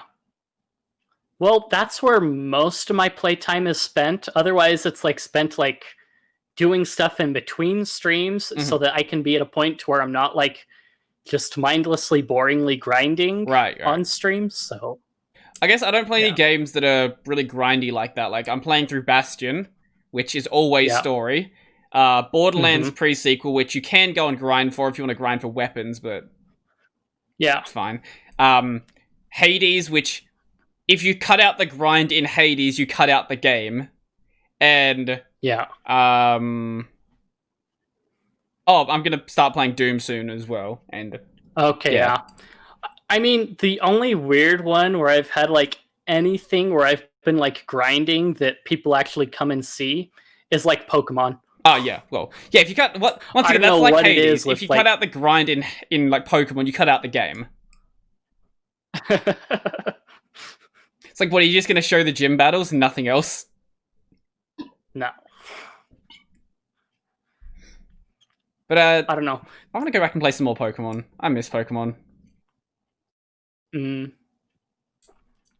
Yeah, I mean, there was a point where I kind of got sick of Pokemon because, like, I was doing articles for like my cousin's site for reviews and stuff. Oh wow! And then like playing it on stream, and so I had hours and hours of Pokemon. So I'm like, so I had like 6 months where I decompressed from like Pokemon. I mean, it hurt some things because I wasn't doing Pokemon because that's what everyone was used to. But like doing Morrowind at the same time kind of brought other people in. Yeah. So. I think the last Pokemon I played was Black and White. Yeah. I got basically to the point right before the E4, and then like the story diverted. It's like, you can't go see the E4. It's like, I am so done with you. Oh, I don't even think I made it like the second gym. It's like, I don't want to play this. Yeah, it's just like, why? And then like so many of the features, like from like Gen 3 to that, it's like, what?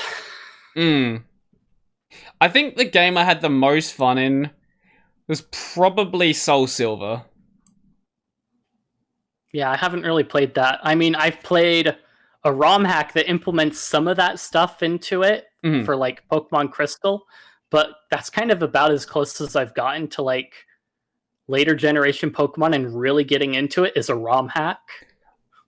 Actually, no, besides that, Platinum. I did enjoy Platinum as well. I've heard a lot of good things about Platinum in Gen 4. Yeah, if you're going to play Gen 4, then don't even bother with Diamond and Pearl. Platinum is just the better experience. Because basically, it takes everything that is the other two games. It's like the Emerald experience again. It just takes the other two games and just does it a bit better. Yeah. I haven't really played through Emerald to see the difference between that and like Sapphire. So I know Ruby and Sapphire have some weird things where like they change up the story and the maps based on which version it is. Yeah, they have different. Which, like, for those people. Sorry. Yeah, for those people that were decompiling the ROMs, were really interested in that because it's like, how did they do that? Because I know I know like the obvious differences, like they have the different team that you're working with, and but I don't know, maybe there's something interesting there. Yeah, I know when it comes to like the different versions for the Game Boy ones, they basically have different tables set up, but I haven't looked at it, the decomp, to see like how they did the difference between Ruby and Sapphire. But it would be interesting to look at. Yeah, there's but I haven't. a really dedicated community for Pokemon ROM hacks. Yeah. Just even I seen a couple of videos on a couple of the Nuzlockers who did a Nuzlocke of Emerald Kaizo and then Okay. Yeah. hated his life. Yeah. Anything with Kaizo like in it at all is just like, yeah, we ramped up the difficulty for you. Go have fun. I might just play one of the Kaizo games just normally. I've never done a Nuzlocke before, so I might save that for like a regular Pokemon game. But I might play like Emerald Kaizo or something and see what it's actually like. Mm-hmm. Yeah, I mean, there are a few ROM hacks that are built like Kaizo from the get-go. So, like, what is it? Pokemon Vega, I believe, is one. Clover is definitely another. And I think that's about it off the top of my head. Mm-hmm.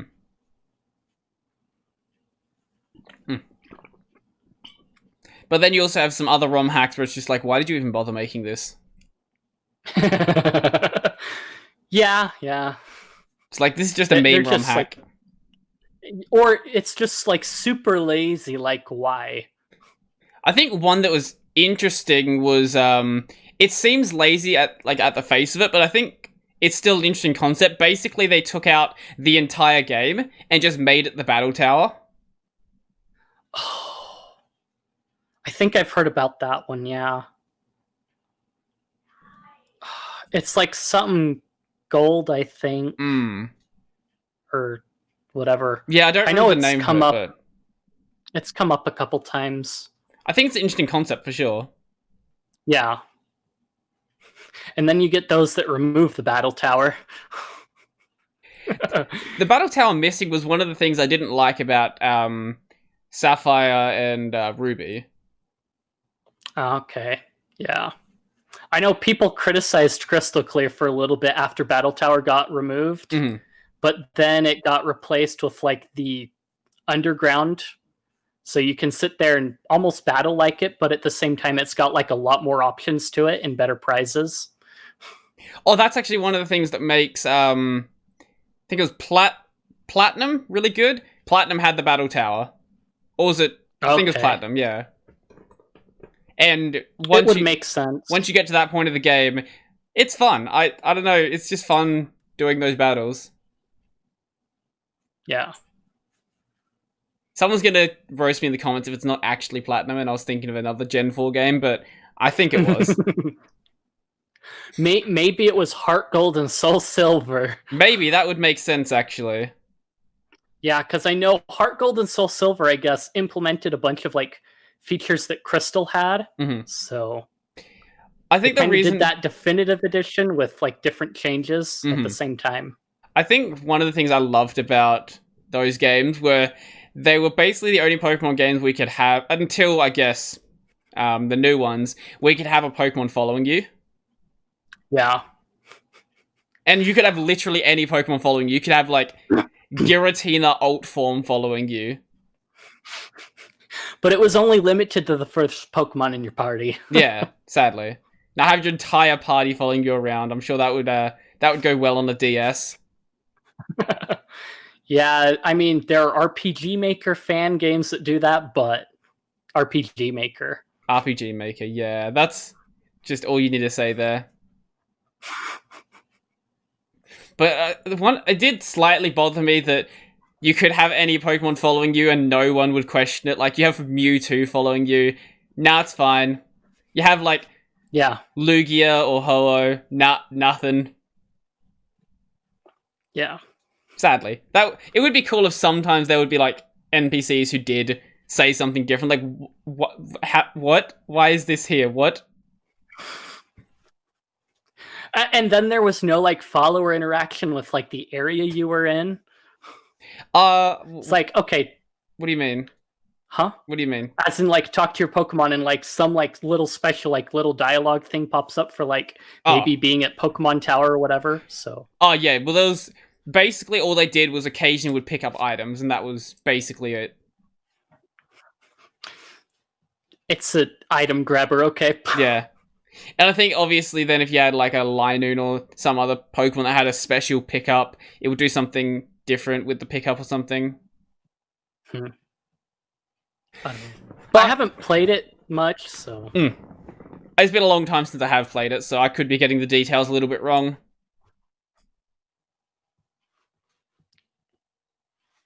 I'll be back in just a sec. okay.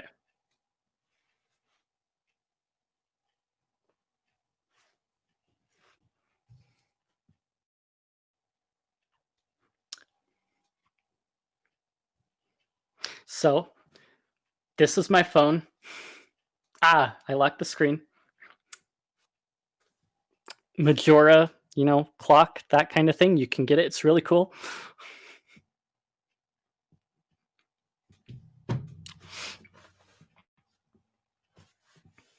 You just get the Majora clock. It's really good that way.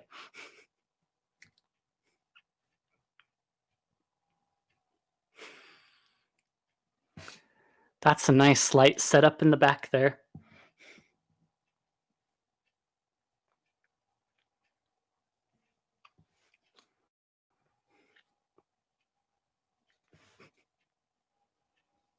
I can't take control. Wait.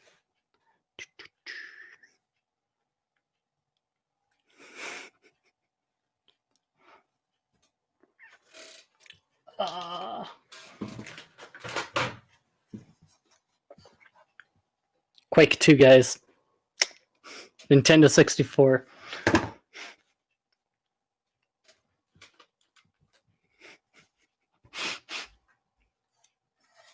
I was gonna cut Don't that. worry, I was just showing. If you're gonna entertain people, that's fine. See? Look, Quake 2. Oh, nice. See, the really weird thing about the version for the Nintendo 64 is like the various different control schemes that it has. Mm-hmm. Yeah, how would that So, game play like, on... it's got like. So, That'd be funky. with it, yeah, the default, well, the one that it was selected for it was like using D-pad for move and joystick for look. Mm-hmm. But other than that, like I found like even down at the lowest sensitivity, it was still like super sensitive for it. It's like, then anything else played like you were playing Doom on the Nintendo 64, basically. Right, okay. That would be okay, I guess. Maybe. They did use Z button for shoot in the weird D-pad one, though. I never owned an N64.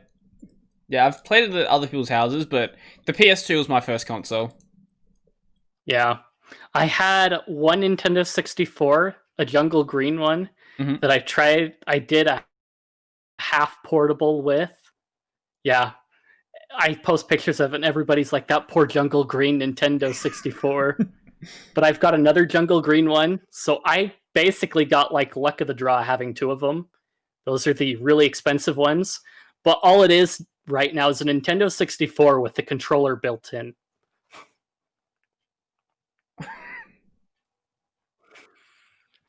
Why? I was on a couple portabilizing forums and I didn't have like all the materials I needed to like build a portable, so I did the best that I could. And like when I brought it to school to show it off, everybody's like, wow. I mean, that it's one of those things where it's like everybody looks at you like a god when you bring certain things in. Mm-hmm. And it's kind of one of those things that people don't quite understand somewhat in some other places. So you kind of have to like tone everything down when people are like bumping you up that way. What a weird project. There's some. I did not even know there was portabilizing forums that existed. That's a new thing to me. Let's see. World's smallest Nintendo 64 portable.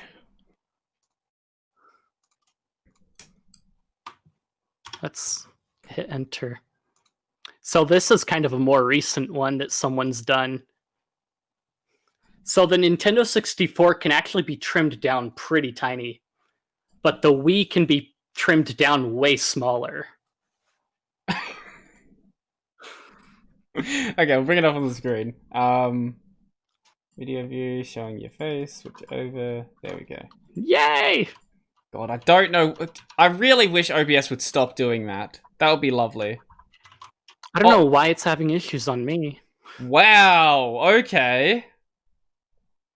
That's what? That's insane how small it can get. Wii Portable. What was it? It's the. Anyone watching anyone listening to the audio version, this is basically an N64 the size of basically an N64 cartridge. Let me see if I can get an image of like the Wii. Because you can get the Wii motherboard trimmed down pretty small, like the size of your palm, and it'll still work. What does the rest of the motherboard do then? It's most of its traces, but when you're only using that portion of it, you're basically cutting out the Wi-Fi and I think Bluetooth from it for the most part. Huh. But yeah. So, and then the other parts of it, you're basically soldering directly in all the other traces for like the controller and stuff. Right, okay. And then they've got like programs and hacks that you can use to use the GameCube controls as if you had a Wiimote connected, so it would move the cursor around rather than having to rely on a Wiimote externally. That is awesome. There's even one interface for using a touchscreen with the Wii called Touch Me. Of course there is. Oh, there is some really awesome stuff out there. That's crazy. There's a reason I still have like a GameCube or two that's kind of torn apart in my box of treasures.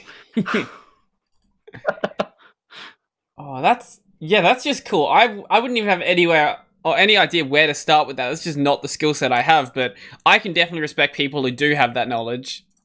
Yeah. What was it? When I stumbled upon this, it was kind of really cool. I learned a lot from it about electronics, and it's kind of actually one of the reasons that I worked on my electronics merit badge in Scouts. So it kind of helped me, made it easier to do that in quick, short order. So, and then it also makes like some other stuff easier because it's like I know a bit better what I'm doing rather than like going blind into like resoldering my like Game Boy batteries. Yeah, that's not a good idea to do that blind. Yeah. I mean, it's a pretty simple job, but it's still good to kind of have that base ground to work from. Well, it's not like there's a just an undo button, so. And yeah, if you fry your board, it's kind of done. Yeah. Yeah, with these trimming things, they recommend that you do have like a backup board or something else in case you do fry it or just to learn off of. So. Speaking of old games, the first Pokemon title I got was Fire Red, and I bought it secondhand. And I should not have, like, looking back on that, that was probably a really, really expensive save file that was on there, because it had a Mew, it had some, I think it had a Celebi on there as well. It's like, oh god. Thing you'd have to look out for is whether it was an event Mew or whatnot, because there's some things you can look for, because I don't know if there could be a chance. I don't remember anything about them being legitimate event Pokemon or not, but if they were, that's not something that should have been reset. Yeah, I know. My Japanese cartridges, I was kind of scraping through the saves, and one of them had a Mew in it, and I'm sitting there like, okay, This is one of two things, because it was Pokemon. Which one was it? I think it was the blue. No, it was Pokemon Green that had the Mew in it. So either A, it's an event, one that they got from like an event in Japan, or they glitched it in. Yeah. So I went and double checked, and I'm like, okay, none of the like event stuff checks out, so I can get away with erasing this. So that there were a couple of those that it's like I don't quite want to get rid of that just yet until like I can back up the save. Yeah. I was just a kid though. I didn't know anything about what was on there. I was just like, oh, it's just all level 100 Pokemon. They've already finished the game. But yeah, there was definitely a Mew on there, and there was luckily nowadays there are places you can check to reference to see if it's that expensive or not. Because we just picked it up at like just some random secondhand store. Oh yeah, it's just Pokemon. Yeah, my first Pokemon cartridge was actually Pokemon Blue, secondhand. So it's also kind of one of the reasons why I'm like more biased towards Gen 1 and 2. But yeah, once I found out that there were glitches on that thing, there was hardly any save went without a duplication. Master Ball was always saved for like once I hit Cinnabar Island. I've never actually gone back and finished a Gen 1 title. I've played them, and then I'm like, wow, there's no running. This is really annoying. So if you pick up one of the more recent ROM hacks, they do add running to it. So it's pretty standard. Like running is like if it doesn't have, you don't add running to it, it's not a ROM hack at this point. Well, it's just needlessly slow without running. Yeah. What was it? Red Star, Blue Star adds running, but it's basically rudimentary double speed. Okay. So you can have double speed on your bike as well. Oh, God. Yeah, it was pretty fun when I figured that out. But yeah, Gen 1 is pretty easy and quick to go through. All you do is you pick up a male Nidoran and you basically go and grind up to Nidoking from there. Once you do that, you just like Nidoking is the end all be all of like you're getting stomped whether you like it or not. Because Gen 1 didn't make a distinction between special and regular attack, did it? Not really. It was based on the typing. So like certain attacks were a special attack, other attacks were physical. So it was kind of based on that. So Ghost type were a physical attack, for example. Right. Weirdly enough. Yeah, and then Psychic would be like a special, Water special, Fighting's physical, and so on like that. Fighting's physical. Yeah. They didn't do the physical special split until I think it was Gen 4 or Gen 5. So. No, I think Gen 3 had it. No, it didn't. Didn't it? No, it didn't. Okay, maybe I'm just remembering it wrong. Yeah, there are ROM hacks that implement it though, so... Okay. But Gen 1 also just had some weird problems just all around the place, like 100% 100 accuracy was not 100% accuracy because of the way that numbers were calculated. There was always just this... Yeah, you had the 1 in 256 glitch thing. But then if you like tossed on an X accuracy onto your Pokemon, it basically got rid of it. Yeah, but I know about that one because there's some ways you can soft lock your game involving that. Where basically you would have to defeat... I think it's like you'd have to defeat a trainer, but you could only... Oh no, you have to... Wait, I don't remember the exact way it worked. There's some there's some stupidly complicated soft locks that you can do involving that nonsense. Also, there was, like, the AI in the first gen was fairly basic as well. It was pretty much just typing. So they would always go with super effective. Yeah, so, like, you could get that recovery soft lock. Yeah, that's a soft lock I have seen, yeah. Whereas you basically just give yourself nothing but, like, Leer and things like that. Basically stat reduction moves, and then you're stuck in a recovery lock. Yeah. Yeah, it had some really dumb things, but there were some really cool things with it too. Mm-hmm. I I think the best one was always like that east side of Cinnabar Island. It's like, oh yeah, I went to the Safari Zone, then I came back. Mm. I should go back and play them. I definitely should. I was at one point playing through Crystal. I just gave up on that though because I just had other things to do. But it was what I played was good. Yeah, I mean, things happen. Yeah, like I was playing. I think I had an emulator on my phone and just I was playing it on the bus to uni, and just after a while I stopped doing that. Mm-hmm. But I'll go back at some point. Yeah. Maybe I'll get another drive stick like RetroArch or something on there. Mm-hmm. Yeah. RetroArch does really, really well. So if you put it on your phone and you connect a controller to it, it'll actually, for the most part, recognize the controller and have a mapping for it. That's cool. So, yeah. That was one of the things that also bothered me when I did do emulation stuff in the past. Playing Pokemon on a keyboard just doesn't feel right. Yeah, there was a point where I was playing Minish Cap and I had basically beat the whole thing, but I had beat it on an emulator playing it on keyboard. Mm-hmm. So, like I could an Xbox controller is probably the minimal I could accept. It'd probably be better if I went and bought like a SNES controller or something. But this would be playable at this point. Yeah. I do have a couple USB SNES controllers. Other than that, for the most part, I use like my Steam controller. Oh, you have one of those? Stuff. Yeah. The Steam controller app that I've been using for like mapping it has been kind of weird, but I can still map like stuff for like my SNES controllers and for the 8-bit Do 130 Plus and all that too as well.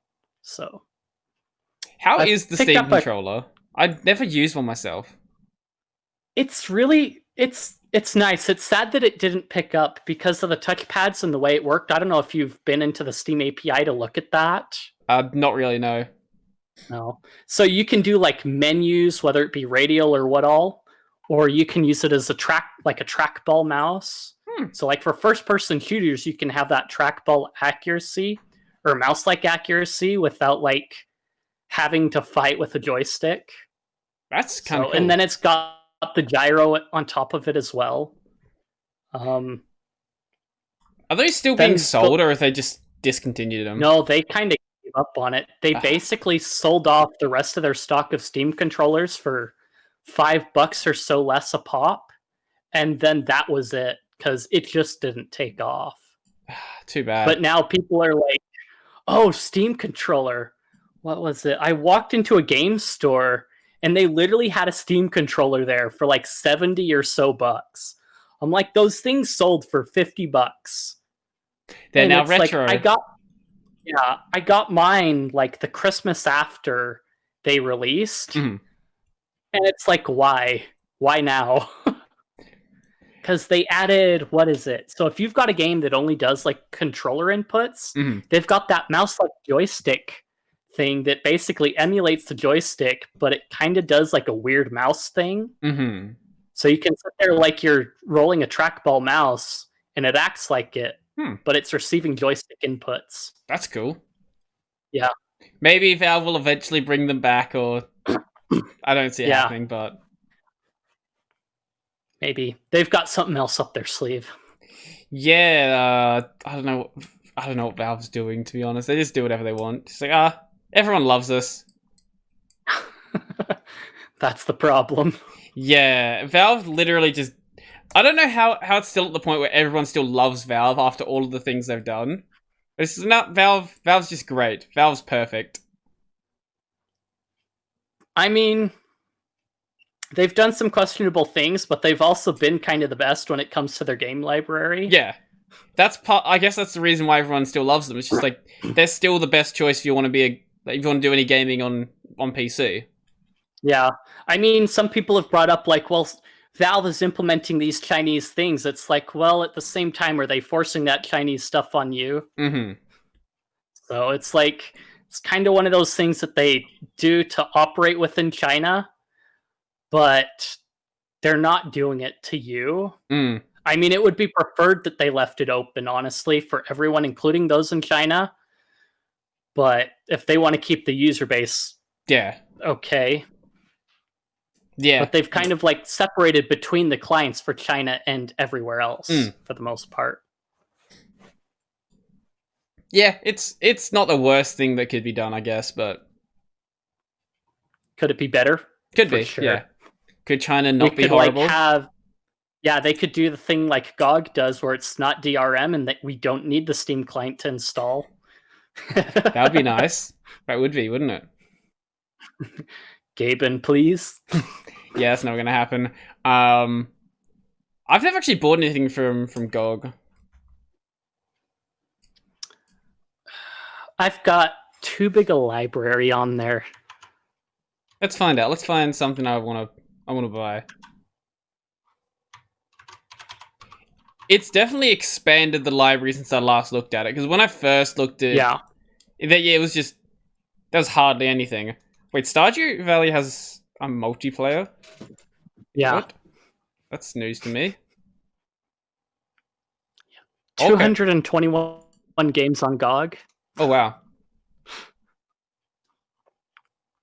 A lot of them are DOS games, too, though, or older games that way. Yeah, that's what it was originally all about, wasn't it? Yeah. They basically rebranded. It's like good old games, and then they kind of like, yeah, we're doing indie stuff, too, and all that, and our own thing, too, as well. And then also Cyberpunk, but... Yeah. It's like, oh, we're just anything now. We're just a game store. They did make Cyberpunk. Oh, you're right. Of course it is. Yeah, that is their game. Yeah. I completely forgot about that. I forgot the company that was behind it.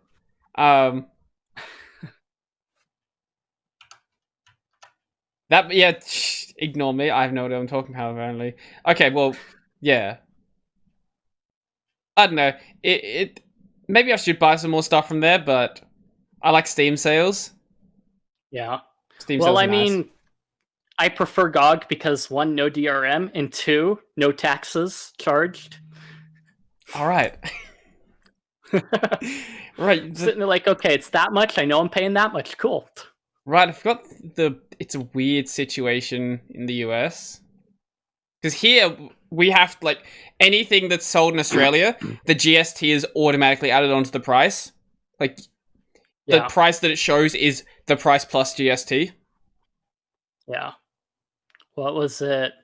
Here in the state of Utah, I think it was last year, the governor had basically had talked with Amazon about automatically taking out taxes so people don't have to think about it. It's like, look at how much more money we were losing, and now we're getting it back into the government. It's like, maybe people bought off of Amazon for a reason. Yeah, there's a lot of sites that recently have actually added GST for Australian purchases. Like when I bought stuff from like Army when I was buying any anime figures, for the longest time they didn't have GST on there, so everything was just way cheaper. And there's some bookstores that I was buying from that didn't have GST on them, and now all of them have GST on them. Like, oh, really? Yeah, I don't think GOG is big enough to where it matters, but, I think they went after Amazon because it was so big, and it's like, hey, come on. Yeah, Amazon's not going to get away with doing something like that. They'll get away with other things, but not ignoring that part of their taxes. Yeah. They're just right. It slightly does bother me when people say things like, oh, Amazon's horrible because they don't pay any taxes. Like, they do their taxes correctly. They just write off literally everything. Yeah. Yeah. See, and that's the thing. Usually, most of the time when people are arguing taxes, they're coming from a point to where they're paying like one kind of tax and they aren't dealing in the other kind of tax, or they don't have it, or they have a tax accountant, but the tax accountant doesn't explain anything to them. They just kind of do their taxes and go. Yeah. So, because like if Amazon wasn't paying their taxes properly, they would be getting audited. Like, you're not going to just let a company like that just get away with not paying their taxes. But The reason why they can afford to basically replace all of their staff with robots is because they just write it off on their taxes. Mm-hmm.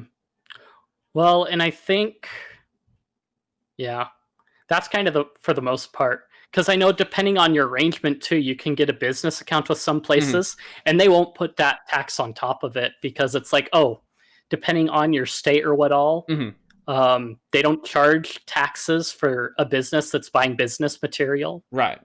They kind of charge taxes on sales tax itself. Yeah, Australia doesn't care. It's just GST. Everyone pays it. Yeah. It makes it much easier. But yeah, I mean, at the end of the day, if you do pay sales tax on a business expense, then you do get it back. So it's also a good way to like stay under like some of the tax brackets is like making a bunch of business purchases. Yeah. I don't make as many enough where I can do that, but I definitely that is definitely tempting. Yeah. There's a couple of purchases I've made this tax year. Like I've got the new mic coming. I've got the soundboard. I've got the camera. I bought a new monitor. I got some new lights. Yeah, there's other Hawaiian shirts. There's a lot of things I can write off on taxes this year. Yeah, and then like with streaming, it's like games. If I had to buy the sorry? Had to buy the game to figure out if I wanted to play it on stream, so I had to try it out. If I want to have something in my background, maybe I could put some anime figures back there.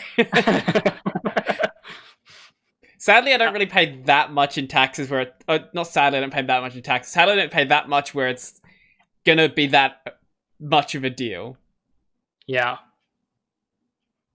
I did have an $800 bill last year, but ignoring that. Yeah. Because I didn't pay any tax on the business income that entire year, so I did it at the end. That's why. Yeah, I got it. Some people do that. I know, depending on the person, they'll like save it up and do it quarterly. Otherwise, yeah, they do it one lump sum at the end of the year.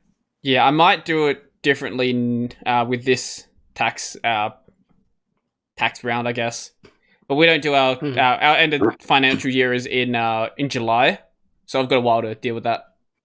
I've got a weird fiscal year. Yeah, I don't know why it's in July. Because what is it in the US? Like, so it's like it's not different by state, is it? It's like March in the US. Okay. But at the same time, we're only counting the taxes in the calendar year. Right. So like tax season happens in like March, April. Right. But that's filing taxes for like everything you spent in the calendar or the year of the previous year. Right. Okay. Huh. Which is kind of weird. No, I guess that makes sense. Because we do it when it's July, then you do it from the previous July to the date you're on now. That's how that works. Yeah. Well, the government fiscal year kind of starts in like March, April. Right. And I guess that would be why is they can check their stuff for those people that file early and then have that all in before like they start up another cycle. So I've noticed that here we've been sort of taking in a lot of the American like sales. So we've got Black Friday here now. It's only recently started here. Cyber Monday. It's nice. I kind of enjoyed it like 2 years ago because that was sort of the first year it happened. And I went and bought a new TV then. The sales rep didn't even know what the sale was called. He was like Friday Black or something. I don't know. Hurrah for depression commemoration. But yeah, now it's slowly turning into like US Black Friday. Like there's people waiting at the door when the store opens. There's fucking stampedes going through. So I've switched to doing it online now. So I'm I mean, a lot of online places moved to doing it. I know, especially in China, they've been doing that for a while. So it's just, I think it's mostly due to the internet that everybody does the Black Friday stuff. Well, if the US is going to be doing it, then people are just going to buy from the US anyway. So you sort of have to lower your prices to compete with them. Yeah. Yeah. But I enjoy that. I don't want. I'm really sick of Australians trying to bring in Halloween. I don't want it to happen. You guys can keep it. We don't need it. You don't like kids knocking on your door asking for candy? No, I don't. I think it's like 10% of people celebrate Halloween here. It's always weird when people do it. Yeah. Like I remember in high school, if you celebrated Halloween, you'd be bullied. That was fun. I miss those days. Mm.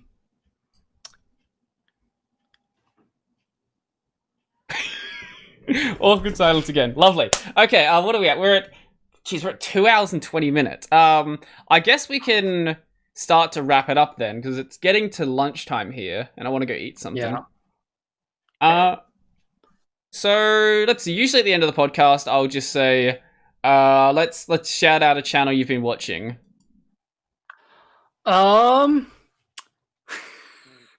So have you heard of Seth Seentach? No. He does a bunch of gaming review videos. How do you spell that name?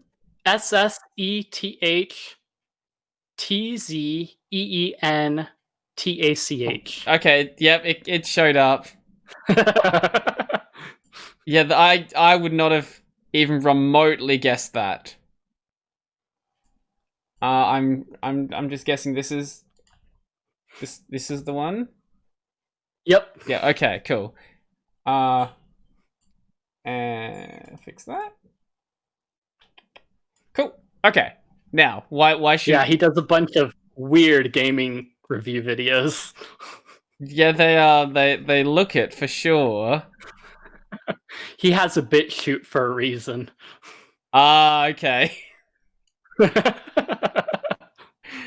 Oh Lord. Okay. Yeah, I'll check this out, I guess. I'm just looking at these thumbnails and I don't know what to even say here. Yeah. These are amazing. Yeah, it's mostly been like background noise when I've been doing other stuff. I'll check it out for sure. As for me, there is a really, really good channel that does these animated skit videos. I think I've mentioned it on the Discord before. Sorry, this one. Here you go. The channel called Joel Haver. He mainly does his weekly animated shorts as well as some other weird shorts as well. But he's got this series he's been doing about just when you play, like, just playing an RPG and not having any idea about the story. So the first one in the series was this dude was very excited to play the game. He was like, adventure awaits, huzzah! And like he goes and kills everything in his way. Like there's a rat on the ground, he kills the rat. There's a goblin looking dude, he kills the goblin. When he gets to the first town, he finds out that the rat was actually the town's mascot, and the goblin looking guy was actually the mayor's kid. And he gets gets real depressed that he's ruined his experience in this game. That's basically the definitive. I just mashed A through all the dialogue play. Well, I recommend checking this channel out. I love skit comedy, and he's got some other weird ones as well where just I can see that. One of the ones that got really popular was tailing missions from the NPC's perspective. And like the dude just like crashes into the wall, and the NPC's like, "What was that?" And just keep going on with their day. Yeah. I think I've seen one or two of those type videos pop up in my recommended stuff. He's had some of them go very, very viral, so it's very possible. Okay. Besides that, where can people find you? I'm on Twitch, YouTube, BitChute. I do have a library channel. I do have my PeerTube instance as well. And then there's Pleroma, got my website that I'm still working on. Also DLive, Afrika TV. There's like a fat list of stuff that I've set up. All right, Trovo.live. Okay, sure. I should get a DLive account set up and just restream to it. That'd be just... Yeah. I've been using Restream for that. They let you do like Afrika TV, DLive, Twitch, YouTube all for free, so...